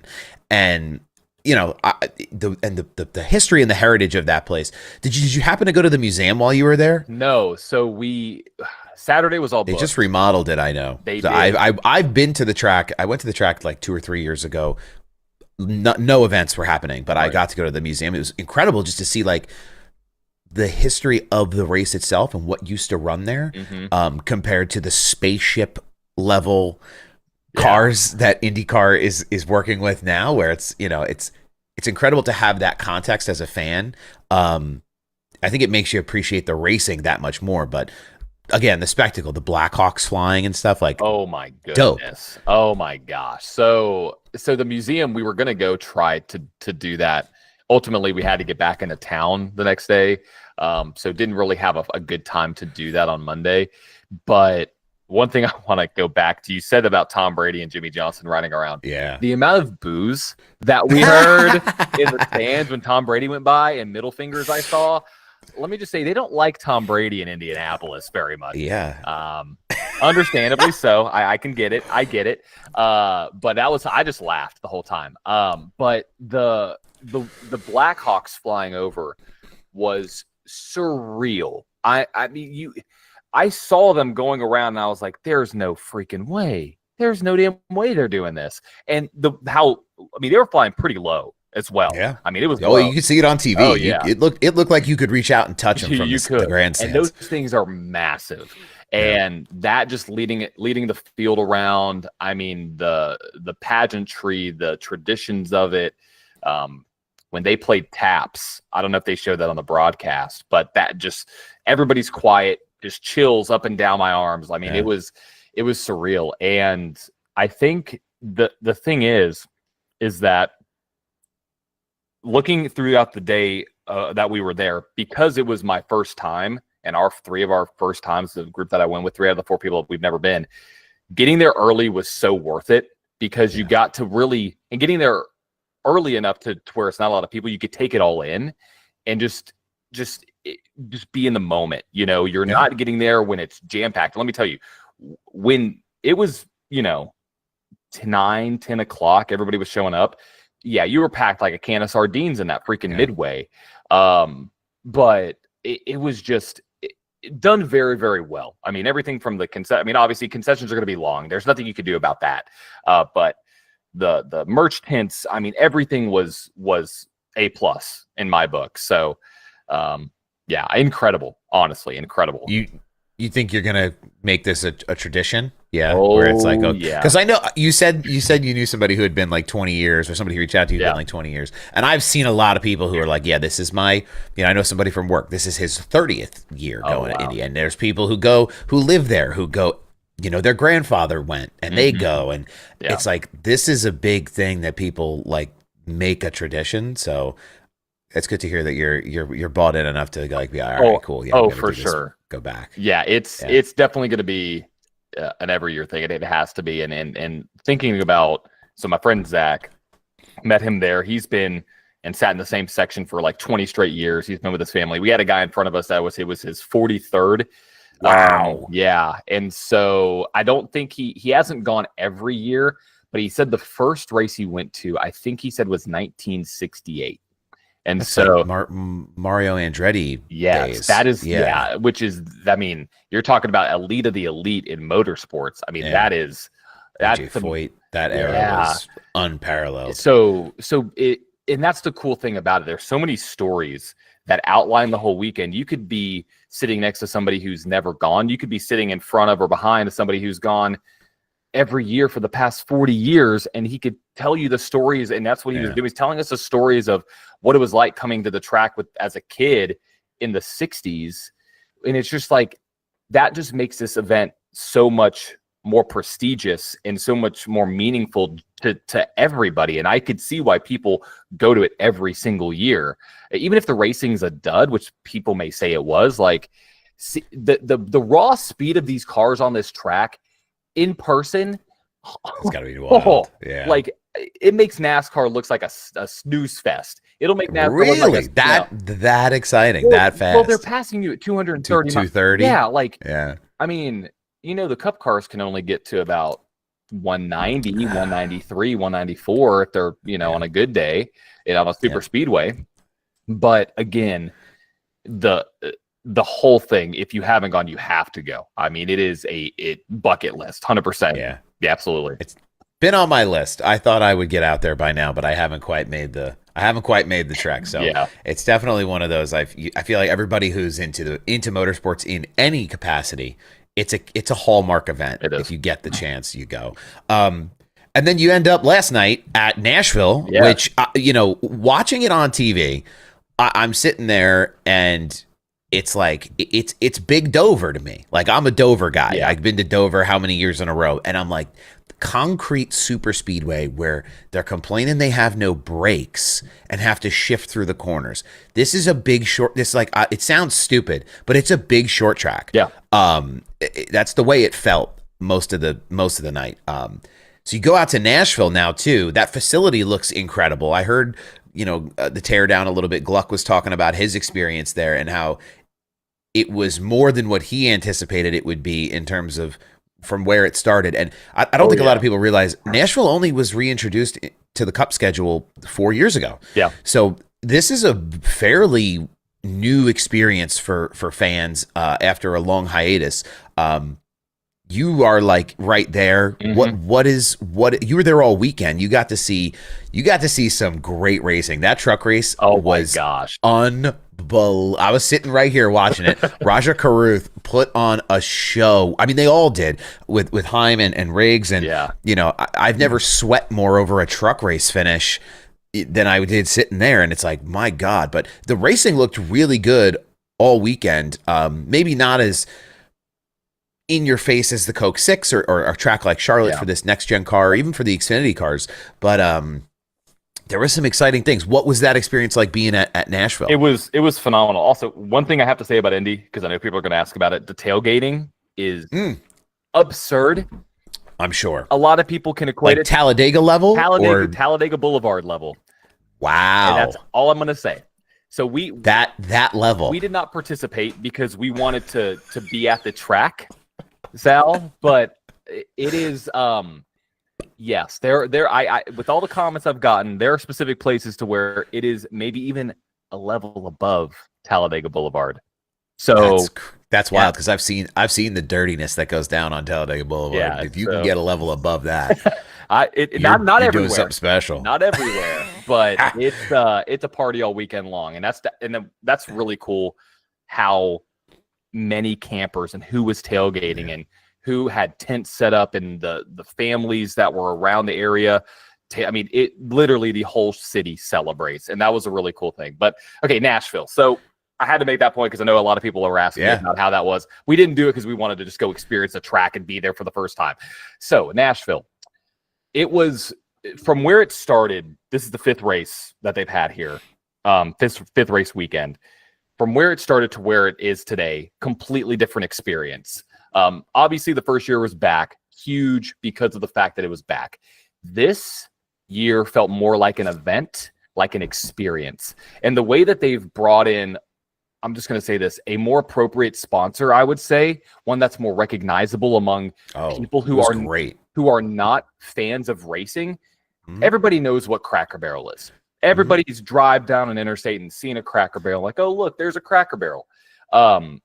And that, in the way that they've had Prime showcase this race, the fan zone experience with the actual car from the 24 Hours of Le Mans, we confirmed it, the real car.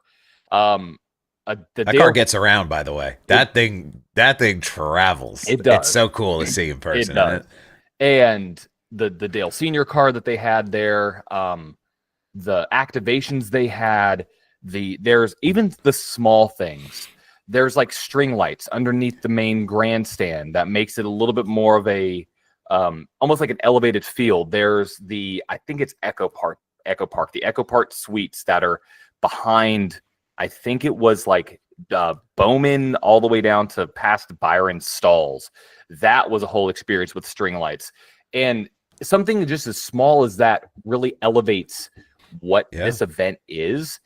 And let me tell you, dude, they said it was sold out. That place was packed. It looked it on TV. You hear them say sold out, and then like from the marketing world, you go, okay, like, all right, so they sold all the tickets to StubHub. How sold out is it? And then they whip that camera around, like in those, the Prime broadcasts have been really great for a lot of reasons. But one of my favorite things is they just have like static cameras that they'll shift between at the ahead of the races with just open audio that you can like see what's going on around the track, and they'll just flip from one to, and you can see in those, like, there's nothing to hide because the stands are full. Full. Yeah, it was full.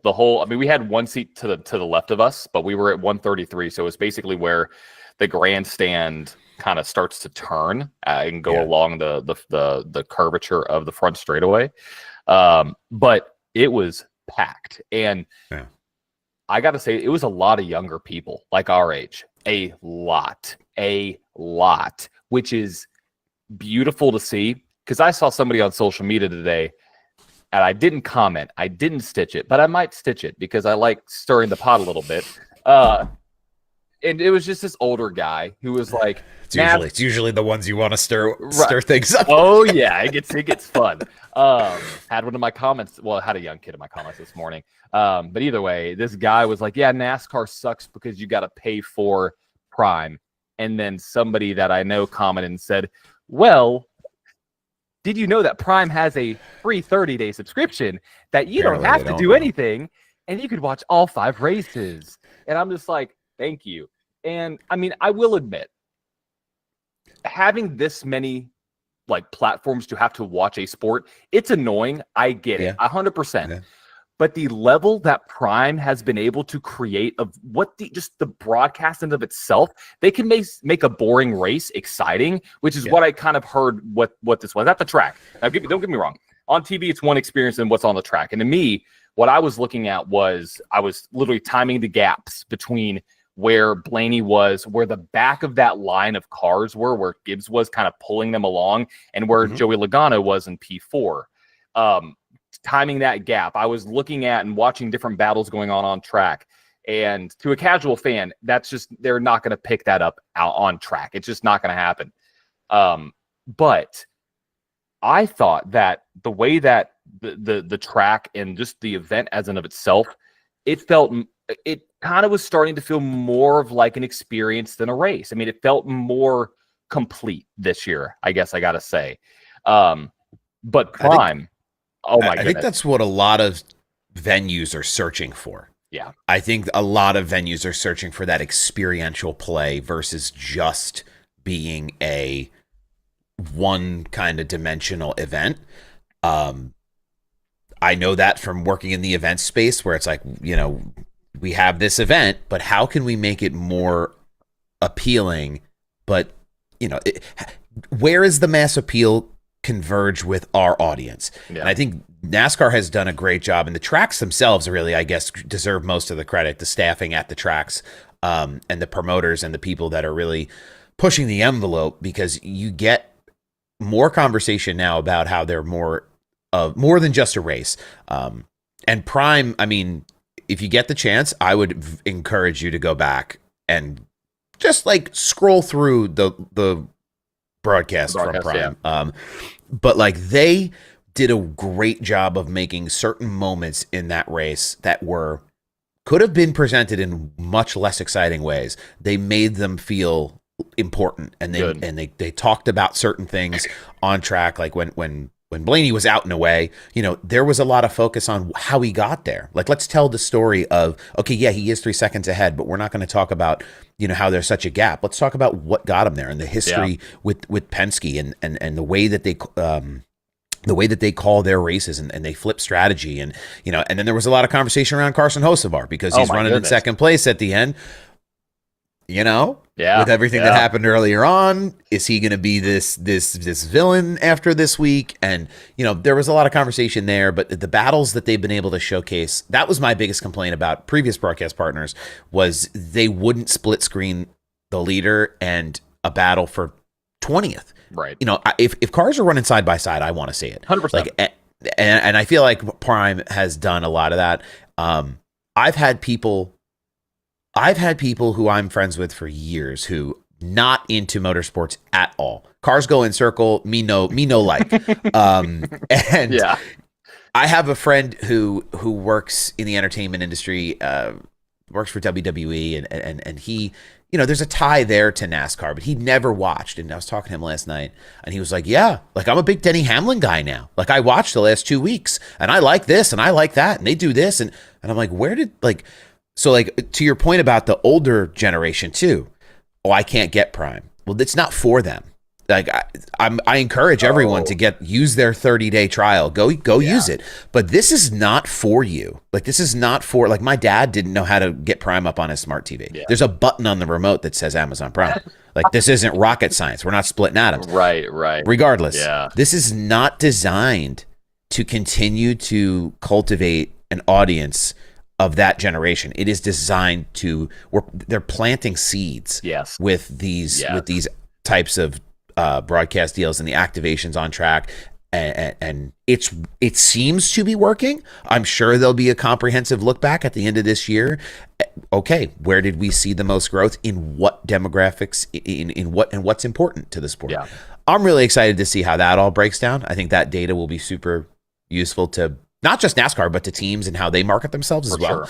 But yeah, super interesting stuff. But go back and scroll through and catch some pieces of that Prime broadcast. I'd love to. Yeah, I'd love to. And you mentioned the cumulative numbers. It may look low because not as many people probably have Prime, but it's who's watching Prime. Correct. And I think they're in a cultural shift within their demographic. And with going to the track, you're going to have those older people. You're going to have those younger people. But this is my second race I've gone to this year. I went to Atlanta and I went to, obviously, Nashville. Nashville, obviously, is a little bit of a different demographic, of course. But the amount of people that I would say probably that are in their 20s and 30s that were there was more than what I've seen in the past. And there were a lot of kids there, which is great to see. Of course, there's those seasoned veteran fans, and you can tell. But it's in a shift, and like you said, it's not for that demographic. It's not, and like you said, NASCAR's planting those seeds. They're doing a great job, and I think I would love to see Prime on all 36. I would love to see Prime on all 36. Absolutely. And I have not watched any of the post races, but I've heard that it's just them sitting down with some beers, just chatting.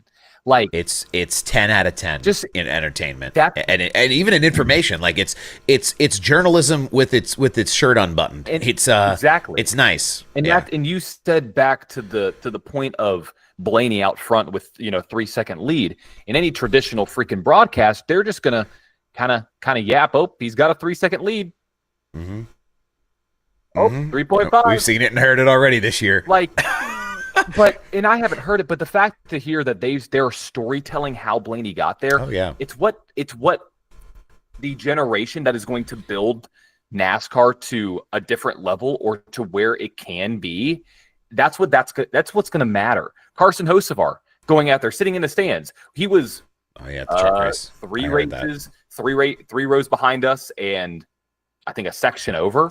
I have a video of like I panned over. It's a shot of the track, and then I pan over and I get Carson's head because he's so damn tall, and it's like, hey buddy, how's it going? And he was just sitting up there, and I think it's to the point where we are starting to see this shift, and it's a very calculated shift. It's a very appropriate shift, and I knew people who are a part of the media team that was at the track that were getting questions from fans in the fan zone and going around and getting photos, and the amount of candid photos that were at the track and who they're showcasing in their ads. There's an ad that's going around right now. I don't know if you saw it, but I think it was Nashville Super Speedway or it was NASCAR, where last year there was a Kyle Busch themed bachelorette party that went on a race day, who is now at the front of not every ad, but this one ad. I mean, it's like a quick 8-second, or not 8 seconds, it's like a 2-second clip. That's awesome, though. Yeah, but I mean, that's the representation you need. That's what you want. 100%. And you had, there were bachelor parties there. I mean, it's great to see, because it is going in a direction that I think they can make it interesting when it's not interesting. And that's the thing. How do you make it interesting when there's nothing going on? Like you said, side-by-side battles, having this almost like a fireside chat at the end of the race. I mean, where it's just it's much more natural, it's much more raw. It feels modern. Yeah. It feels modern. And listen, I love traditional broadcasting. You go back and you listen to old race calls, and there's a certain level of shirt and tie. There's but I think as like you said, it's not for certain people anymore. It's turning over into this more interactive broadcast experience for audience members, because of the world we live in and how everybody can comment, everybody can make video, everybody can do anything on the internet and put it out there to the public, versus in the 60s or the 70s or the 80s, it was a one-way experience. You received, that was it. There was very little feedback from the audience. Now NASCAR Twitter is like a thing. They cite NASCAR Twitter in post-race conversations. Everyone communicates this way. Drivers make their opinions heard, and it's become part of this new generation of a fan, but also the fans control some of what we see too, from the broadcast level to the racing product on track to the experience in which they're being shown the races. So I'm glad to hear that it was a good at-track experience. Because it looked like it was a good time. It looked like it was a good time on TV, and even being able to bring it wouldn't have shocked me if they didn't bring Bubba Wallace up after his P6. Right. If it wasn't on Prime, but I think that's the big thing, is they have so much time to do it, where long form pre-race, longer form post-race. That's like college game day type stuff. Exactly. We don't have to, and I've said it in previous content, and they don't have to cut to the Professional Bowling Association. Right. We don't have a hard stop at a certain hour. Oh, we have to change 6 channels to get to the. Yeah. There's none of that anymore. This is where it is. Stay here, watch this, and that's it. And I think it's a home run. But Nashville, that's a track where I was watching the truck race Friday night, and I texted a buddy of mine, and I was like, we need to put this on the list. Oh, dude. That truck race. Yeah. Yeah. I was, so as a Caruth fan, I was sweating, because I was like, how do you hold off time. And how do you hold off rigs? The fastest guy in the trucks and a guy who can ruffle some feathers there. And he did it. And let me tell you, the amount of cheers in the stands, it was so good to see. It was so good to see for a lot of reasons. But the backing that, and also the people that showed up for the truck in the Xfinity race, you know, it's going to bring lower attendance levels just because. Sure. But great to see. And let me tell you, dude, there is not a bad seat at Nashville. I mean, if you sit close to the fence, you may miss kind of the exit of 2 going to the mid to the back just because there's that sweet tent there. But if you're 20 rows up, if you're 15 rows up, if you're 50 rows up, you could see everything. And so you gotta make your way down. Make your way down, dude. Yeah, it's on the list, along with a couple others that I'd like to get to before too long. But the concrete aspect of that track, to me, I know there's people who don't like concrete tracks. I don't know about running them at night, but running them during the day, again. Dover has been my home track for many years, and it's like, okay, I've seen the races at Dover that have been really exciting. Yeah. It's usually during the brightest, sunlightiest days. But I'd be interested I would love to check it out. I think that concrete track really has something to unlock. Brad Keselowski said it's been aging like fine wine. It has. So yeah, it was cool to see that action last night. Yeah, the third lane, Willie B rolling around multiple times on the high side was just. I mean, there's a video of me. I was going nuts when him and Blaney and Hamlin were battling. Yep. Let me just say, the pure joy that filled my soul when I saw every single person in the track, in the stands, go berserk when Byron passed Hamlin for the lead. I may have teared up a little bit as a fan, but because it was so joyful, dude. It was because I mean, people were flipping Hamlin off. I mean, it was great, and I was like, wow, I don't even know what the capacity. I have thousands of fellow Byron fans with me right now. But it is aging, and it's aging really, really well. And we saw that Highline, work. I mean, extremely well on multiple restarts. And yeah, dude, it was great. It was fun to watch him roll the top. Just unlike other drivers couldn't seem to figure it out. It was very Kyle Busch of him. Mm-hmm. That's what it reminded me of kind of the old days when Busch used to have the car geeked up a certain way where he could make those moves. Mm-hmm. Byron seemed to be the only one who could get up high like that and make it work. Other guys tried, didn't quite have the success. Nope. One thing they did talk about a lot this weekend in general, especially in the Cup race, but was the impact of the dirty air and the way that really kind of stifled maybe some of what could have been. But I don't know. The weekend felt good. That truck race, I still can't. I think the truck race might have been. I'm really happy for Blaney and coming off 5 DNFs. He's finally able to make it happen, get that win for him and his team with everything going on at Penske and the whole thing. But that truck race was. That was a special one. Top notch. Yeah. What was your favorite moment from Nashville though? 100% Byron passing Hamlin for the lead, dude. That was like I was going nuts. I was going crazy. I mean, I think that was probably the most surreal because I've gone to a multitude of races and I got to go back and fact check this, but and this is my fan speaking. As a Byron fan, Nashville hasn't been a great track for him, so seeing him finish up there in the top 10 was beautiful. Finished 5th, I believe. Yeah, it was 5th. And that was really cool. I think I would say that would probably be my favorite part outside of just like hanging out, just hanging out with people, kind of doing a tailgate the Saturday before or for the Xfinity race and for a little bit for the Cup race. That's always exciting to do. But that moment I felt in those stands when I just, pure joy filled my soul, Sal. I was like, this is what I want. And I haven't seen him win yet. Seeing him win made top the list of like life achievements. So I've seen a lot of drivers win. I don't think I've seen William Byron win yet. I've seen a lot of Kyle Busch and a lot of Denny Hamlin. Yeah, I've seen Hamlin. Yeah, Hamlin multiple times. I've seen a lot of Penske. See Kyle Busch win at Talladega once. That was cool. Were we at that? We were at the same race, spring 23. When he drove that, was it the McLaren Grills car? Yeah, the weird one-off grill. Yeah, I was at that race. Yeah, that was wild. It was. So like I mean, I've seen Chastain win, obviously, because he was in Nashville, Larson, Elliott, all those guys. But yeah, no, I'm waiting for that Willie B win.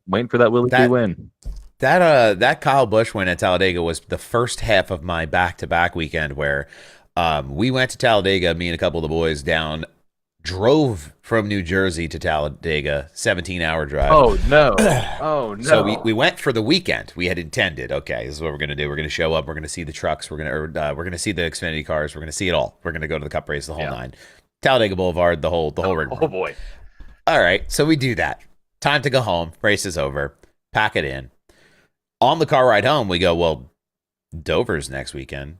Like, we have to drive past Dover to go home, and Dover's only 2 hours from the house.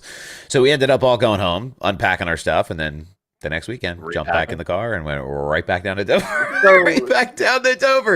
And after that weekend, I took days off of work. I took 6 days after that. I was like, this is too much for me. I'm tired. I need to go to sleep. 34 hours driving. Like 17 we do that. We do a lot of that different when we travel for races. Up there. Goodness gracious. The furthest I've driven is from Nashville to Miami. That was 12 or 13. Okay. Which is a long drive. So yeah, the driving this weekend up to Indy is like 4.5 from where we are. No, I mean, you could do it, leave on a Saturday, get there Saturday night, show up to the race on Sunday, and then if you want to drive back that night, you could. So yeah, those day trips, the day trip Cup races or the day trip races that you do are brutal sometimes. I don't know. I'm planning for Pocono right now. So Saturday night I have to work, barring any weather, at Wall Stadium Speedway, and then the announcer who does the PA at Wall Stadium also does the PA at Pocono for the whole weekend. Mm-hmm. So instead of going up for the weekend, I'm going to go up the day of on Sunday, I think. And it's like a 2.5 hour, 3 hour drive. And then I'm going to turn around and go home the same day. And I'm dreading that. Like, I'm going to do it, but I'm dreading it. It's always a drive. Yeah. I had a buddy. Oh my goodness. He drove down from Ohio to go to the races this weekend. And he left because the race ended at like 9:30, 10 o'clock. Didn't get out of the parking lot till probably about 11. He had to drive 7 hours back to Ohio. Drove overnight, and I was like, dude, you got to give us updates because this is not a great idea. This is not a great plan. Yeah, no, yeah, we got a long day. Yeah, we got there at 2:30, and then was there tailgating, went to the fan zone, went to the race, obviously, and he drove back. So see, that's the thing is like overnights. It's hard. That's tough. That's tough, especially if it's not like 2 or 3 hours. Like that's doable, but like when you're pushing 5, pushing 6. Just like how worth That's what we did when we left Talladega. We left after the race, as soon as the race ended, and drove the 15 some odd hours back home through the night. We switched drivers, but we drove overnight through the night. Oh boy, yeah. Thank God it was get it over with. But yeah, that's my biggest thing is like I don't want to drive anymore. So it's like, how do you fly? How do you get the accommodation? Yeah, that's what he said. We were talking about how do we afford a private jet to do the double, double next year. So that'd be crazy. Private jet into Indy and then private jet to Charlotte. And we could talk about that. That's a hot topic. The double? The double. Yeah. It's I don't know, man. What do you think? What'd you think of the double? Because to me, it's more than just this year. I look at last year and this year as one combined double experience. Just because of the fact that it was Larson, Hendrick, Arrow McLaren back-to-back times. It wasn't like two different drivers tried it 2 different years. Right. Yeah. What is the significance of it in the world of motorsports? I think that is the question, because it's important. Don't get me wrong. But even wasn't Kyle even questioning it too? He was like, is it Kyle Busch? Kyle Larson? Oh, I'm not sure if he was questioning or not, but I mean, I'm curious. Is like, obviously he got involved in 2 wrecks, in both races. Not a good day for him. No, terrible day. And so, like, the attempt in of itself means something. Obviously, Tony Stewart's the only one to do it all the way through. I think it's cool. I think it has its prestige. But now, how realistic is it is the thing. Like, how... I think that's where the prestige slips away. Yes, because it's like there's so many variables. Not saying it's harder to drive in this era versus previous eras, but how, I mean, like, the cars are so different. I mean, exactly. They talk about how they're similar, but if you're so disciplined in your style of racing, you're not gonna just race one-offs and be really, really competitive. Running the car twice lifetime. Yeah. Yeah. It's not. I don't feel like it's what it was. Where, I mean, it's tough because you could go into a whole conversation about like the pipeline for drivers and where they get their experience and how they grow in their skill sets because, Tony Stewart has that background. Yeah, he had it before he came to NASCAR. Exactly. Like he had been doing different things. Larson's a dirt guy. Like it's very different. It's very different. I don't know. And I feel like it's harder now too because series have made it difficult. Like NASCAR hasn't made it easier for guys to try the double. No. So it's like now you're going to sit there and sweat over, am I going to make it back to Charlotte? Because I have a series that I run in weekly that I'm going to have to protect my position. And, it's, I don't know. It doesn't seem as feasible as it used to. Right. And the other thing is if you're going to do it, he could have just put around in the back, he'd stayed on the lead lap, not fought anybody, just made sure he stayed ahead of the leader, done the same thing in Charlotte, and completed the double. That's not Kyle, though. I feel like that is worse than battling through the field and getting wrecked, even though that he did spin on his own. But whatever it might be, dude's not going to go in there and not try to win both races. And I think that's where we got to level it out. It's like, okay, you could go ahead and do it and just try to putz around and yada, finish it up, fly away, then, do it again for the 600. But he didn't. He was up there trying to make his way through the field. He was up there battling with cars. He was up there trying to do this. Unfortunately, it happened in both races, which sucks. But again, I think that if you're going to do it, you have to go out there with the expectation that you're going to try to win the race. And as long as that's there, I think that the prestige of it still lies because, what's better, wrecking trying or finishing last, but completing it? That's where that subjective take comes in. So, yeah. Do you think we'll see another Cup driver take a stab at it in the near future?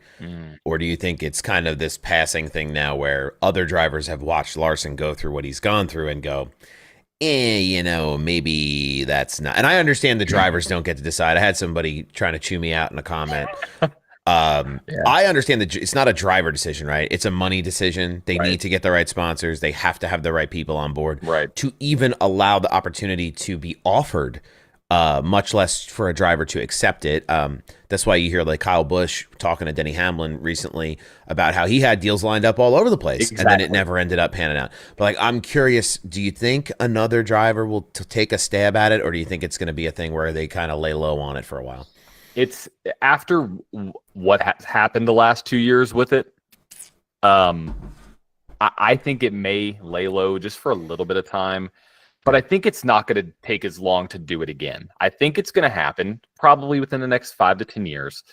I would be curious to see who they would want to do this because could it be the reverse? Could we see, that was the next question. Scott McLaughlin. Could we see Scott McLaughlin? Yeah. I would love to see Joseph Newgarden get behind the wheel in a Cup car. Maybe even like I'm just trying to think of drivers who would fit. I mean, really, the Penske guys that's the one team where you can That's see the that. world where it makes sense because they Right. have that flexibility for them to point and say, "You get in that car. Exactly. We'll field another open car. We have the chassis sitting at the Sure. shop. Go run it if you can." I think it'll happen. I would be curious to see if they wanted to do it from that perspective, because the thing is, you know, could we see the transition be a little bit easier for like a Joseph Newgarden or a McLaughlin going over and racing in a Cup Series car versus Kyle Larson going and racing an open wheel car? Like, could we see the transition change? We don't know. We don't know what that's going to look like. I mean, we do know that SVG and Scott McLaughlin are going to run Legends in the summer shootout this I summer. saw them practicing. Yes. They were practicing the other night already. Scott is in oh boy, if good luck, Scott. The summer shootout is a brawl. Oh. Gloves. I went 2 years ago to see some of those races. I just happened to be in Charlotte at the same time. It is a gloves off brawl. They are not afraid to make it work to get things done at that event. Dude, it's I would love to see the double happen again. If it's going to be Cup to Indy or Indy to Cup, I don't really care. I think it's just like you said, the right person, the right time, the money, all the sponsors. Like, it makes more sense with Penske. I mean, maybe we see Logano do it. I think Logano would be a great fit to try. I mean, Larson makes sense with. I want to see Christopher Bell. Yes, I'm thinking of drivers that would have a great crossover. Bell, fantastic. Yeah, I think he'd be somewhat competitive in the right equipment. Absolutely. But again, the alliances have to be there, and that's why I think it's why we always kind of default back to the Penske connection. Not just is it easy for them to swap drivers in and out of cars wherever they want in the organization, but the cars are competitive everywhere. And we're not going to go down the rabbit hole of attenuators, but the cars are fast everywhere, no matter what. So it's just a matter of who's in them. I didn't wear my Joseph Newgarden hat for a reason. So I see the little thing on your window back there. So you're not totally out of the woods. I know. I got him right there too. Dang it. I'm hoping you were going to call me out on that. Not totally out of the woods. I know. A Hendrick fan and a Penske fan. Dude loves pushing the limits. I love it. I do. Yeah, I have to. Why not? I love just really stirring the pot with people and just making people upset. No, I'm kidding. They're so easily upset. Which is what makes it exciting. It's so awesome. I have people that just absolutely shit on me because I'm a Byron fan, and I'm like, what is he genuinely? What has he ever done? But he just drives for Hendrick. He just drives for Hendrick. Like, okay, you don't like Hendrick, so now you don't like him, but he's not really done anything to you. Like, okay. Joseph Newgarden, I like him because he's a Nashville guy. He went to my rival high school, so that's kind of fun. That's cool. But so I have a tie there. It's a connection. Those local connections always run deep. I know how that goes. It's cool. They do. Yeah, that's why deep down inside, I would love to see Josh Berry do well. Love to see Joseph do well. Awesome. Oh gosh, Josh Berry's story as a bank teller to iRacing to Cup winner is Banana Town. It is. And I'm curious. Oh boy, this is fun. So with Tim Cindric not involved with Penske and Austin Cindric. Here we go. So I have a friend who is a very, very, very big Josh Berry fan. Very big. He wants Josh to go to the 2 car. The pipeline is available. It is. It's not out of the question. Totally. I mean, do you think that 2 car becomes available because of Tim Cindric being no longer with the organization? I don't know.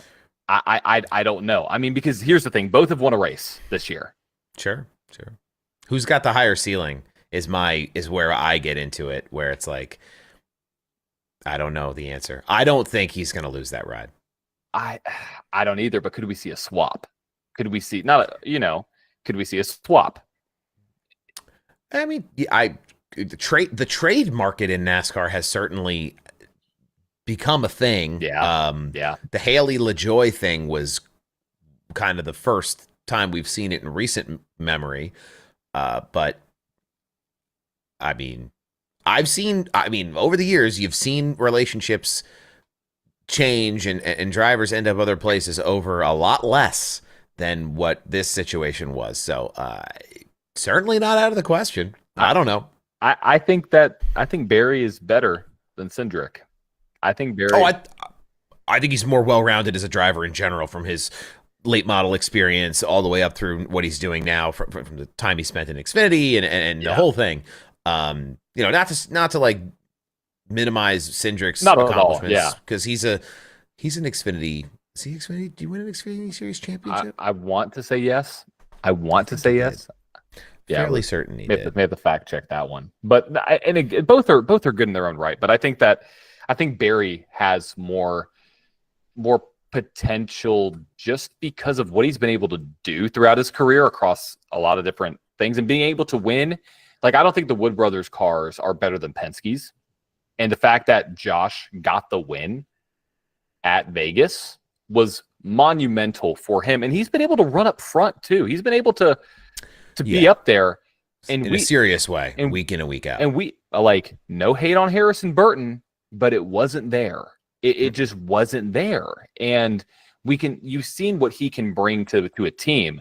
Can he elevate that third Penske car to where you're saying, okay, we not only have to worry about Blaney, who just won, we don't have to worry about Logano, who's a 3-time champ. Now do we have to worry about another car that can, Cedric's been up front in some races, don't get me wrong, but could we see that more frequently? I think he ran toward the front last night too in Nashville. He did. He was in the mix for quite a while, until kind of the long green flag runs for that car didn't seem to reward him. No. But he was really good on the short run. Exactly. So, yeah. Speaking of teams and getting support, before we start going like way down the rabbit hole, let's do it. What'd you think of Legacy's performance in the last couple of weeks, especially this past week in Nashville? I was really high on John Hunter in Charlotte, and he ended up battling at the front. Again, a long race where teams got better around John Hunter, it seemed like, and they didn't seem to be able to make the adjustments they needed to be competitive late in the race, but he was in the mix the whole time. And then you see Eric Jones, who, is a wheelman in his own right, just hasn't been able to get what he needs out of that 43 car. Incident with Bell, just up there with his elbows out. Yeah. But running up in the top 5 there for a long way, and then finishing, I think, P7 overall. Or P6 overall. It was a great, or that was Bubba, P7, I think. But a great night for that team as well. So I don't know. Is it a thing where it's like, okay, the drivers are changing and improving, or is it that the teams are adapting to the drivers and getting the support that they need to put them in equipment that's going to get them those results? Right. That's the question I ask a lot. Yeah. I think, and looking at the results here, so Eric finished in 7th. Where did Nemechek finish back 27th? Yeah. So I think this is a situation, not to minimize the car. I think he's outperforming the car a little bit. I think he's outperforming the car. And it was great to see. It was a pain. He was a pain in my ass because Byron couldn't get around him. But I think that it was good to see, because I want to see that team do well, and Eric and John Hunter are both talented, but seeing him able to sustain his position is huge, is absolutely huge. I think that they have potential. We've seen him win at Darlington, right? Eric Jones has won at Darlington, hasn't he? He's won at Darlington. He's won a couple other. He won a lot. He won when he was not a lot, but he won when he was in the Joe Gibbs cars too. In the 20 as well. But I forget where he's won. I want to say Darlington. It might be. I might be wrong, but it might be twice. Has he pulled off the? Hold on, now I got to fact check this. Eric Jones Darlington stats. Now here we go. We're pulling this up. Is it 1 or 2 wins? Eric Jones has won Truck Series Championship in 2015, multiple wins in the Cup Series, Coke Zero Sugar 400 at Daytona Speedway in 2018, the Bojangles Southern 500 at Darlington in 2019, and the 2022 Southern 500 in Darlington, and the Busch Clash Daytona International Speedway in February of 2020. Yeah, so he's won one of the most difficult races on the schedule twice, and dude can drive. Likes Daytona and Darlington apparently. Yeah, those are the two he seems to have the most success at. Yeah, they can get it done. He can get it done. I think that car, it's just not where it really needs to be, and I think it's more the driver than the car. It's cool to see, though. I'm excited for them because that's a finish that they desperately need. They're chipping away. Desperately need, and they've been slowly making up that gap. Same thing with RFK. I mean, we're kind of seeing that same transition from running in the back to kind of figuring it out now, kind of trying to pull some consistent finishes together. So, no, it was good to see that 43 car up there battling and trying to get a win. That's been my kind of piece too about Ryan Preece over the last year, this past season, where it's like this guy might as well have been riding in a horse and buggy before they put him in this 60 car because he's there now. Whatever they did, he's able to use it to the best of its ability because he's been much, much more competitive than what I've seen him do in the last couple of years. So I think it's a combination of both. I think it's a driver thing, but I think there's a lot of equipment changes that happen where, okay, we're going to get it right for the driver and we're going to go. Like that was something they talked about Josh Berry last night. They were talking to him over the headset like, hey, this car is not in a position where you're going to run at the front right now. It's not driving the way it needs to. So, bide your time. We'll get you in here. We'll fix you up. And that's just during the race, zoom out to a full scope of, the full year. Like they're still working on that car week over week over week. So it's interesting for all these different teams and some of these smaller teams or these smaller drivers who are kind of competing now in the mix with who I would consider like weekly contenders with the Byrons and the Hamlins and the and the like every single week. But the Larsons, I don't want to leave them out. The Hendrick fanboys. There's Hendrick fanboys and then there's Larson fanboys. Oh, Larson. Oh boy. Oh, Larson fanboys. Some of them. Oh man. They need a reality check on how much investment they spend on their energy with Larson and their emotions. It is rough. At Atlanta, there was this guy at the truck race who was a Larson fan chirping at Kyle Busch the whole race because he's like, all you can do is run with the kids in the truck series and embarrass them. Come on. And would whole race.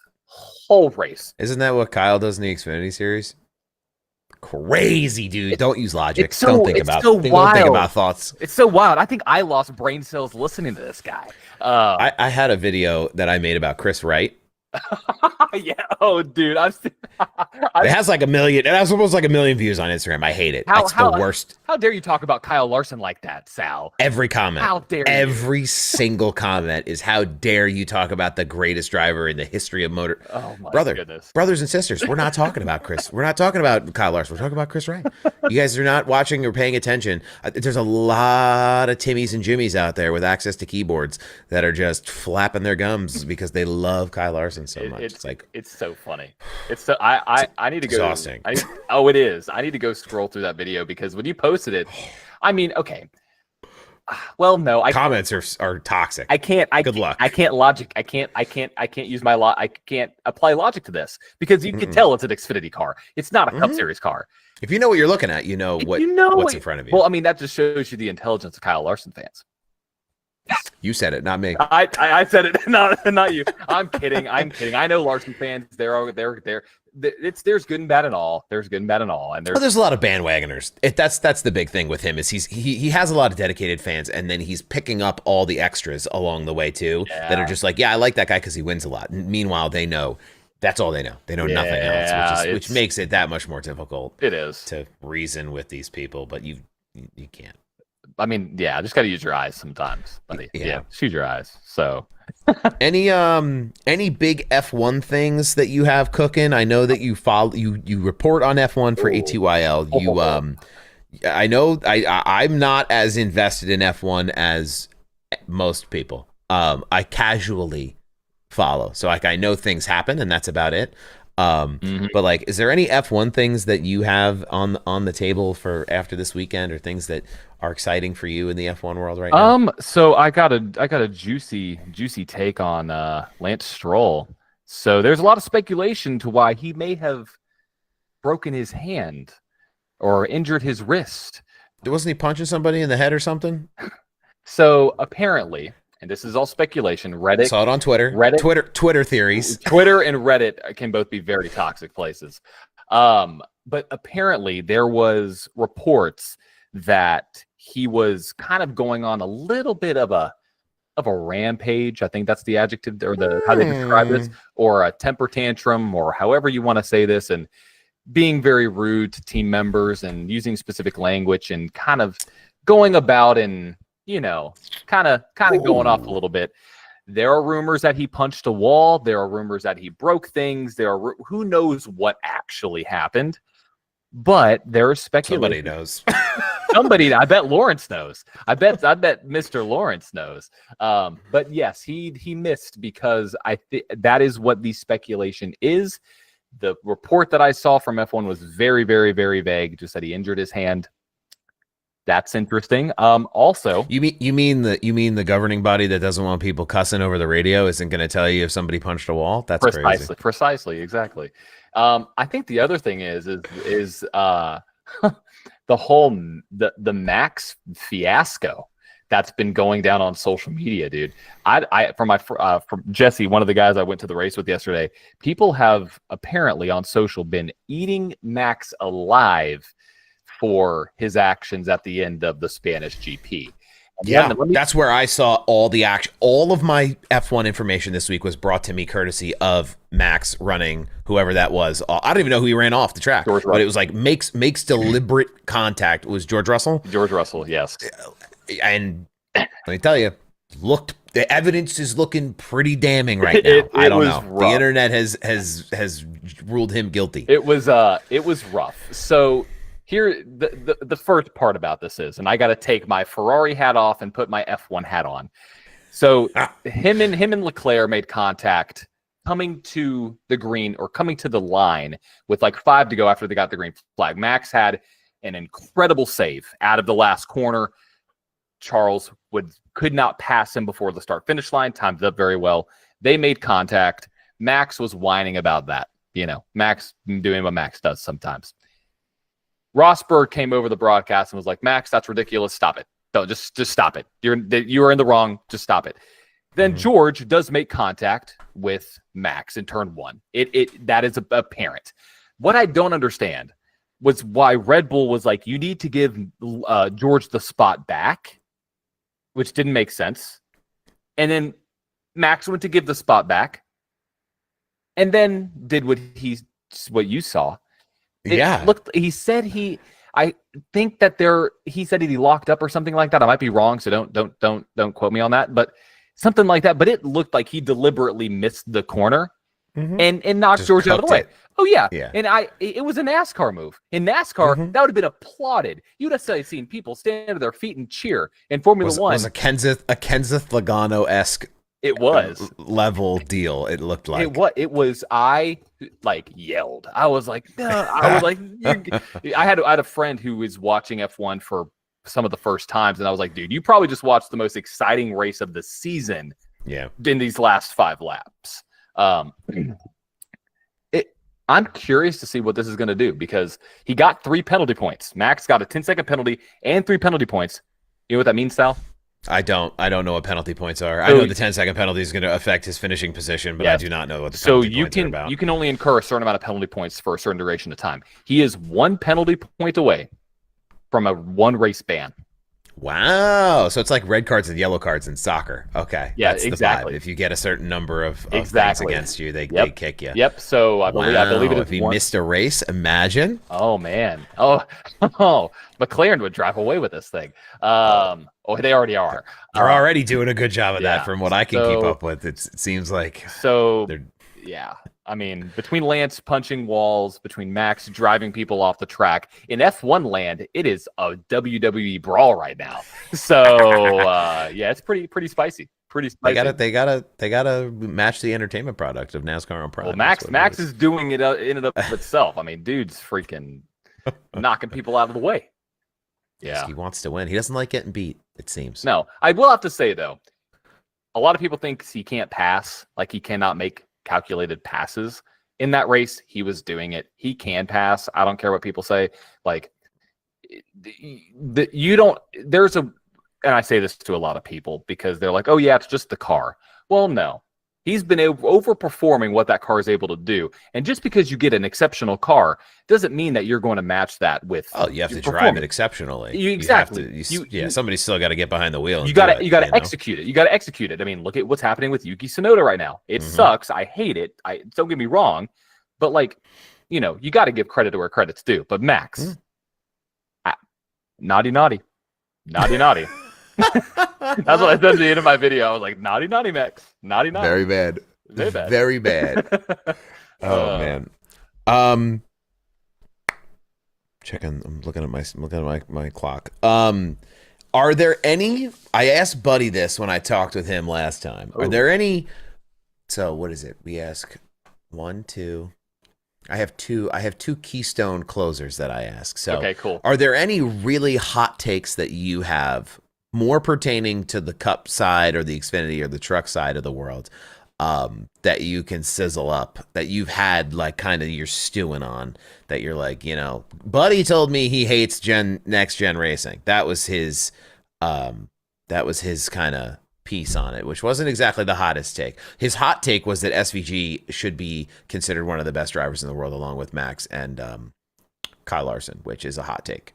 Okay, but those are some examples if you want to marinate on that for a minute. Yeah.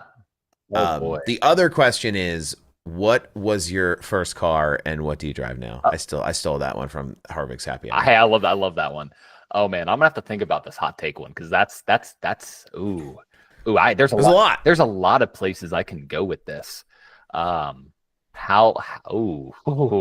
much do I want to stir? I'll answer the. You know me. You know me. I'm a stir. Tinfoil hats going on. Cuts the blood circulation off to my brain some days. Exactly. So, okay. So first, I'll answer the second one while I think about this. The first question. So first car was a 2004 Chevy Trailblazer. Blue. Got it from my dad. Drove that thing literally to the ground. And I love that car. I see him all around. I'm like, oh my gosh, that's my car. Very reliable. We did have to replace the tranny in it back in like 2011, 2012. Don't remember why. But fantastic car nonetheless. That was my first car. And I currently drive a 2016 Chevy Camaro. So he's a Chevy guy, and he's a Camaro guy. Chevy. Oh, the Hendrick branding works on you big time. It does. I love that. It does. Yes, and it's a stick. It's a manual. So leaving the track last night was the worst. How much fun? I mean, the thing is like you have these people who don't know how to use their brains either and their brakes at the same time, and so you have these people slamming on their brakes, and I'm over here. Literally looks like I'm at a road course. I'm at like Sonoma or the Chicago street circuit, just trying to make this car stop. But yeah, no, I drive a 2016 Chevy Camaro. Yeah. See, it's interesting to hear what the crossover is between automotive enthusiast and motorsport enthusiast, because Buddy drives a Volkswagen Jetta that awesome. He could care less. Like it gets me to work, and it's always interesting to hear the crossover, because that's my original background is in that automotive space, where like, okay, I have a Miata that's a 5-speed, and then I have a Honda that's a 6-speed, and it's like the next car will be a 6-speed, Lord willing, if they don't discontinue manual transmissions, and it's like. The Toyota Camry branding works on Sal, Yeah. Those XSEs look real good driving down the highway. So it's like, it's interesting to hear people's responses to those kinds of questions, where it's like, it's, is there crossover there, or is like for you, it's like, damn, all right, William Byron Jr., calm down. I gotta keep it with the brand. I gotta keep it on track. Can't break it. But I gotta say though, and this kind of goes with like. And this is not even a hot take. It might even kind of slide into the hot take category, but it's not. I'm lukewarm take. Lukewarm take. I will joke around about other cars being inferior to Camaros, but I'm not going to go over here and absolutely judge you because you drive a Mustang. If I would love to have a Mustang, I would love to drive a Ford GT. I would love to have all this stuff, So I'm not going to get over here and make fun of you unless you drive a Toyota Camry. Wow. Shots fired, I'm Camry kidding. owners. I'm kidding. Sal, I'm a Honda boy, so all the shots would get fired at me. Oh yeah, yes. Hondas are my least favorite car. There. How about that? I've been waiting for this Honda manufacturer announcement in NASCAR for like a decade. Like I need it. It's you never know. You never know. But no, Hondas are great cars. I swore I'd never own one, and then I bought one, and I drove it 165,000 miles and have only had to do oil changes on it. So, jeez. Well, knock on wood. They won me over. Yeah, they're reliable cars. I mean, they are very reliable cars, and that's the thing. Is like, okay, gets the job done. My father-in-law, he views cars as I'm going to go from point A to point B. I don't care what it is. Some people don't view it like that, you know, and so neither is right or wrong. But okay, life's too short to drive something boring, you know. Yeah, that's my. I agree with that. That's affordable and boring. Exactly. Try to figure out what the spectrum of those are. Okay, I'll say this. Is my hot take. Okay, Carson Hocevar will win a championship in the next 4 years. Woo! Championship. Not just a race, but you think this is a young man who could be a champion in the next 4 years, ahead of all these other guys. You think that is the caliber of driver we have in the 77 Spire Chevrolet? I am very hot on Carson Hocevar right now. Not only what he's doing from a branding perspective and a personality perspective. I don't know if you've seen his clips on Twitch. Yeah, he's fantastic. Dude, he's amazing. He's building up a fan base. Now, the only thing that could stop him are the likes of like a Jesse Love. Obviously, the big name guys that are in the sport already. But some of those younger guys that are getting in here now, that when they get in the Cup, they may have better equipment than Spire. But it's a big rookie class right now. Yeah, and it'll be a big rookie class next year when Heim goes. Well, we assume Heim will go to the Xfinity Series along with everyone else. Exactly. So you got to remember this: Carson Hocevar is 22 years old. Mm-hmm. Young man. He is out. I don't think he's outperforming that car. I think those cars are. I mean, how many weeks has he been at the top of the boards in practice or in qual? I mean, like he's been up there quite a bit. A lot this year. So I think it's just a matter of time before we start to see this man start to pull off a win. Arguably, if the caution didn't fly in Atlanta, he could. Oh, he would have been. It would have been real tight there at the end. It would have been tight. It would have been tight. I think he can, if he can match his aggression with his skill, Carson Hocevar will win a championship by 2020. I guess it'd be 2028. So okay, you heard it here first. And I guess that kind of follows up with something else that I've heard. Maybe you have an opinion on is there's a rumor going around that he is going to funnel into the Hendrick driver system at some point. Mm-hmm. And we talk about there's always conversation around who the fourth car is at Hendrick, and even the worst car at Hendrick is performing the best car at other teams.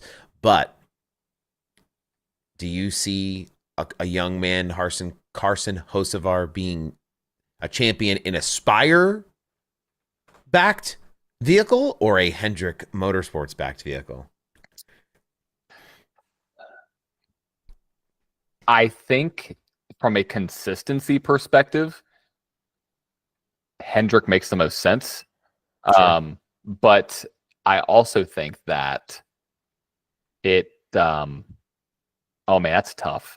Because here's the thing. If he goes to Hendrick next year or in 2 years, can he have enough time to learn and to get, to it versus where he is now, where he's already outperforming what he's got? Yeah, like that's the thing is like, what's the curve between him outperforming what he's got, Inspire getting better versus him learning a whole new system in a better car and trying to match that? I think he'll be in Hendrick. I really believe that I guess this is going to parlay onto that hot take. I think that Carson Hocevar will be in Hendrick in the next 2 years. Okay. So if you believe Carson Hocevar will be at Hendrick in the next 2 years, who do you think will not be at Hendrick in the next 2 years? I mean, because I have an answer for myself, but I don't think it's the same answer everyone else has. It can't be Willie B. Nope. Willie B just signed a contract. 4-year deal. So that just completely negates him going to the 24 car, thank goodness. Surely. I'm curious. Can I take a guess at who I think you think it is? Sure. Elliott. That is who I think I it is. really? Okay, because that's not who I think it is. Why do you think Elliott? I think it's the 48. I think it's Bowman. But so Chase Elliott, there's a certain standard of winning at Hendrick that has to happen. And there's a certain marketability that you have to have. And Hendrick has always been in this culture of we lead by our example on track. We're not going to be a personality driven organization. And that the times are changing, and Chase Elliott is less engaged with the sport now than he's ever been. And as his fans are the ones who don't know how to log into Amazon Prime, I think the support will dwindle. It's boy. like the most popular driver conversation, right? Yeah. How does this guy win the most popular driver every year? Like, but I do think the 48, if he's performing to the same level of the 48 right now, in my opinion, the 9 and the 48 are almost the same. If we're having conversations like in the media where you're questioning the fourth car between that team between those two guys, I think he's just as easily on the block to be replaced as people make it seem like Bowman is. That's my opinion, which is, who knows what'll happen, if it'll happen. But well, let's look at the numbers. Let's look at the numbers really quick. So that's 2024. Well, it's hard to compare 2024 to this season. But just last year alone, Byron, by pure points, Byron scored the most, with Kyle Larson in second, Chase Elliott in third, Alex Bowman in fourth. And last season, Carson Hocevar was nowhere near that, of course, obviously. Actually, he was 21st. So this year, I don't have the 2025 stats pulled up, but I'd be curious to see. So looking at this, Byron overtook Kyle Larson this past week in Nashville with in the overall point standings. And you have Chase Elliott in P5, and then in 12th you have Alex Bowman in total points. So like there's a trend here, I think, over the last 2 years. I mean, starts like looking at just this year alone, Bowman has 2 top 5s, 7 top 10s. Elliott has 3 top 5s, 7 top 10s. But let's go to Carson Hocevar, 2 top 5s, 3 top 10s. So like it's creeping up. He's creeping up to be at that caliber. It's happening. I mean, he is ahead of Ricky Stenhouse. He's ahead of McDowell. He's definitely ahead of Ricky Stenhouse at Nashville. Yeah, sure. Yeah, and so like Hocevar is only 2 points behind Preece, only 4 points behind a champion Kyle Busch, 10 points behind Buescher. I mean, these aren't just I don't even think about it in the terms of like last year, this year. I think about it in terms of this is his trajectory now. In 3 years from now, if he can continue to grow the way he's growing, what is that? Where does that make sense to have him race? Where is he going to be running? There? Or how about this? This is the big one. The 99 car. Trackhouse. I don't think anybody but Zilich goes to that car. Oh, I agree. I fully agree. It would be a hot move to see Hocevar jump over to that team. Oh, that Ross and Carson together. Oh, boy. They do have that connection. There's that Nice truck. They do connection that they have. I just that'd be cool. But if you give up Zilich, oh no, you see that, and that's the thing. There are like almost 10 drivers you could say that could be Cup drivers. That could be good Cup drivers. You have Jesse Love. You have Corey Heim. You have Zilich. You have Corey Day coming up in the Hendrick system. And that's the big question. Where's he going to end up? Is Corey... You got more drivers than you have cars. Yeah. It's becoming a problem. Hendrick's a team that is grandfathered in with 4 charters. New teams that will come into the sport now under this new charter agreement cannot have 4 charters. They can only have 3. Yep. And that... there's more drivers than there are. Again, there's more drivers than there are cars. Yeah. And it's like, okay, that leads into a whole nother conversation too, in terms of who's going to get the support.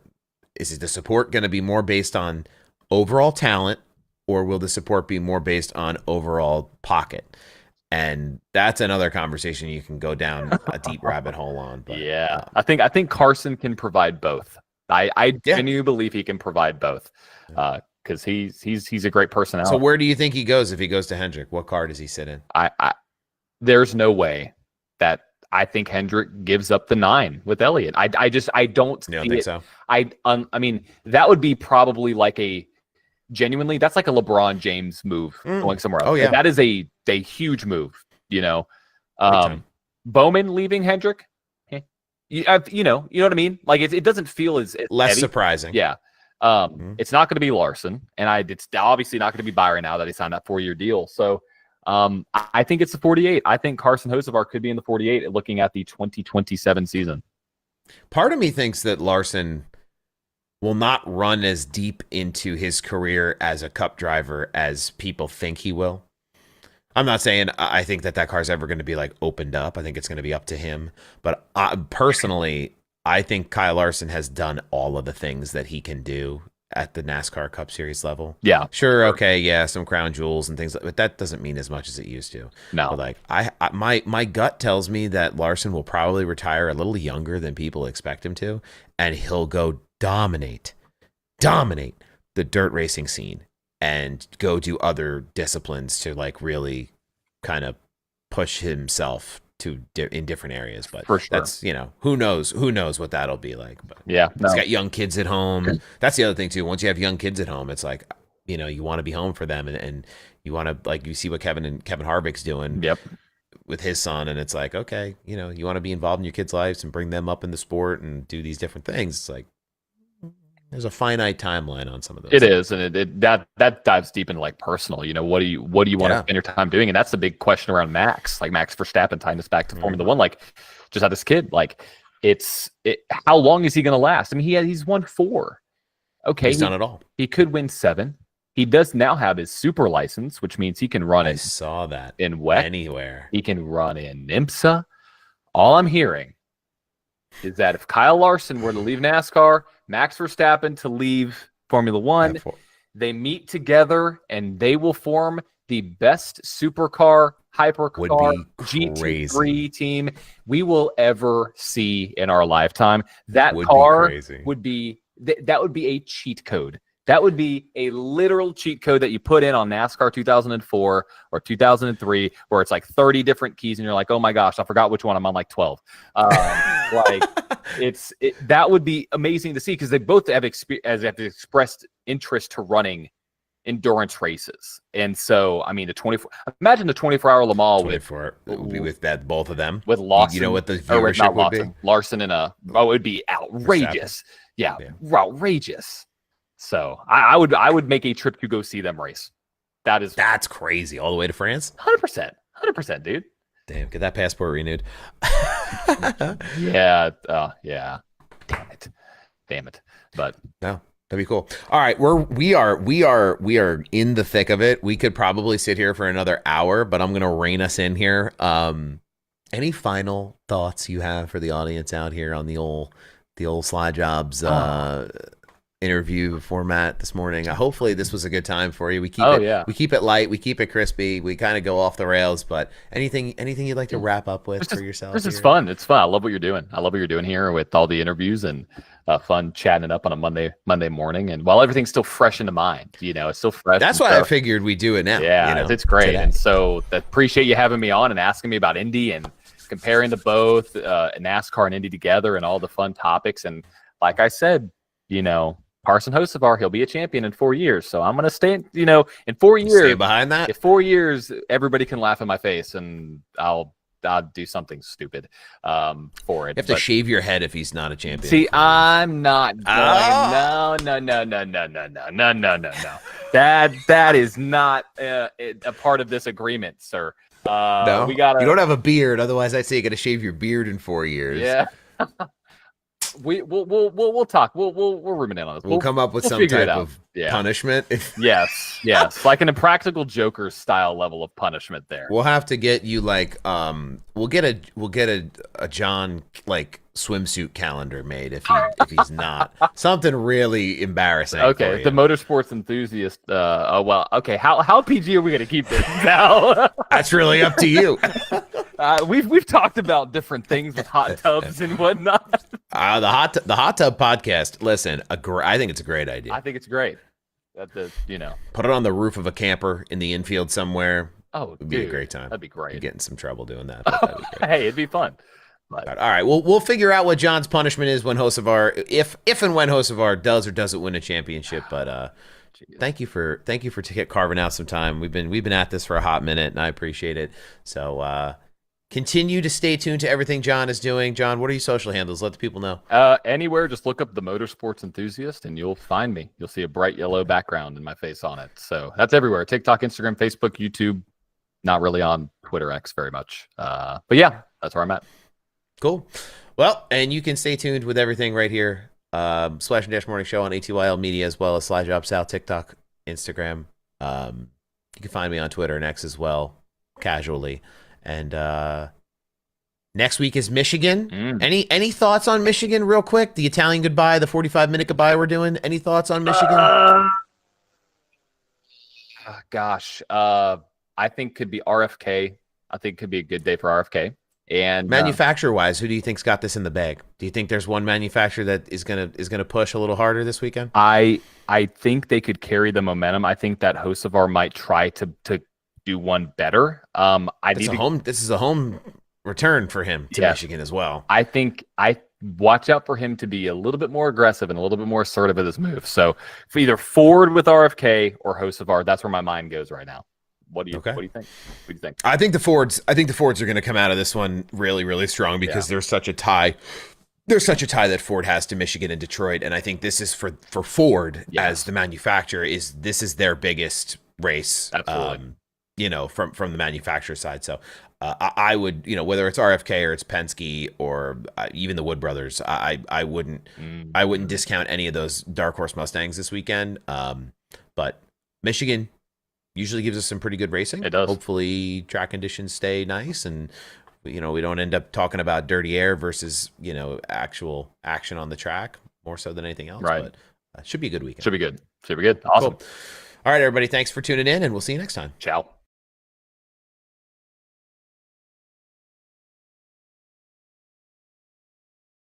I'm muted.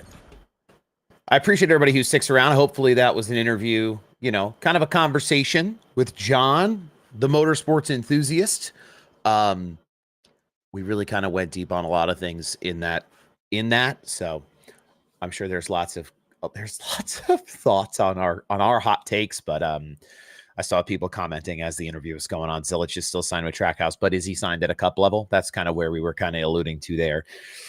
And then Carson Hocevar, if he does step into the Hendrick pipeline, people think it's going to be in the 48 and that Larson will stick around at Hendrick as long as they can keep him, which I agree. I think it's just a matter of, how long will Larson choose to stay? He's got his own things I'm sure that he wants to do too. Kyle Larson, Max Verstappen, and Weck, can you say ka-chow? This is what dreams are made of. It would be awesome if that happens. I mean, there's so many opportunities out there. There's so many opportunities out there for those guys to do whatever they want. So it's really something that is up to them ultimately, and be interesting to see what they choose to do in their respective careers as they move forward. We are well past time today. So I really appreciate everybody for sticking in. I did, while that interview was rolling, you can now go back and listen to the shows as audio format on Spotify. Splash and Dash. What is the name of this? Hold on. I'm going to read you exactly the name because I just changed it. Splash and Dash with Slide Job Sal on Spotify is the name of the where you can find the audio. I just uploaded the one I did after North Wilkesboro with Buddy. So if you are looking to kind of get a hold of that, listen back.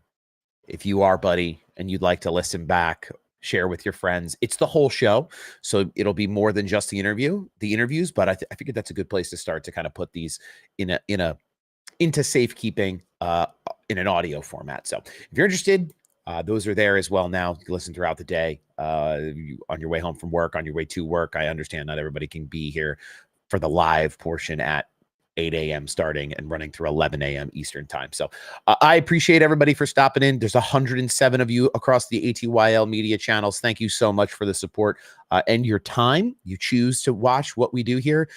So it is very greatly appreciated that you make that choice to be with us. Of all the homies on TikTok, appreciate it. ZGR, Angel Man, Chris Golden. I'm going to be reaching out to Chris Golden. He's an ARCA team guy, driver. Really interested in having more conversations. I know we've talked to Buddy and we've talked to John. I'd love to talk to people who are more embedded in the industry in terms of, okay, I'm in the car driving every week. That's something that I'm super interested in doing and moving forward with as part of this. We're learning this year in a big way what this show can be. And I appreciate Taylor for giving me that flexibility and for the ATYL team for being so cooperative with things that I'm asking from them. So, you know, I love talking to people and having the long form discussion. So if it's something that everyone from an audience perspective is interested in, it's definitely something I want to continue moving forward. I will say my goal is to have Matt Tift on here. I would love to chat with him. He just bought he bought Mansfield Speedway. He's going to convert it back into a dirt track. So maybe there's an opportunity to chat with him or some other like higher profile folks from the industry, not just about their time in the Cup Series or in the, you know, in NASCAR, but what they're doing, like what they're doing for the industry outside of that. So really curious to dive into that and get more involved. I appreciate everyone for being part of that involvement and being with us. 3 hours today, probably too much, but thanks for sticking it out. And we will see you next week after Michigan. You can find those races, Prime, CW, and FS1 for the trucks. I don't even know if there's trucks on this weekend, to be really honest with you. I'm not going to lie.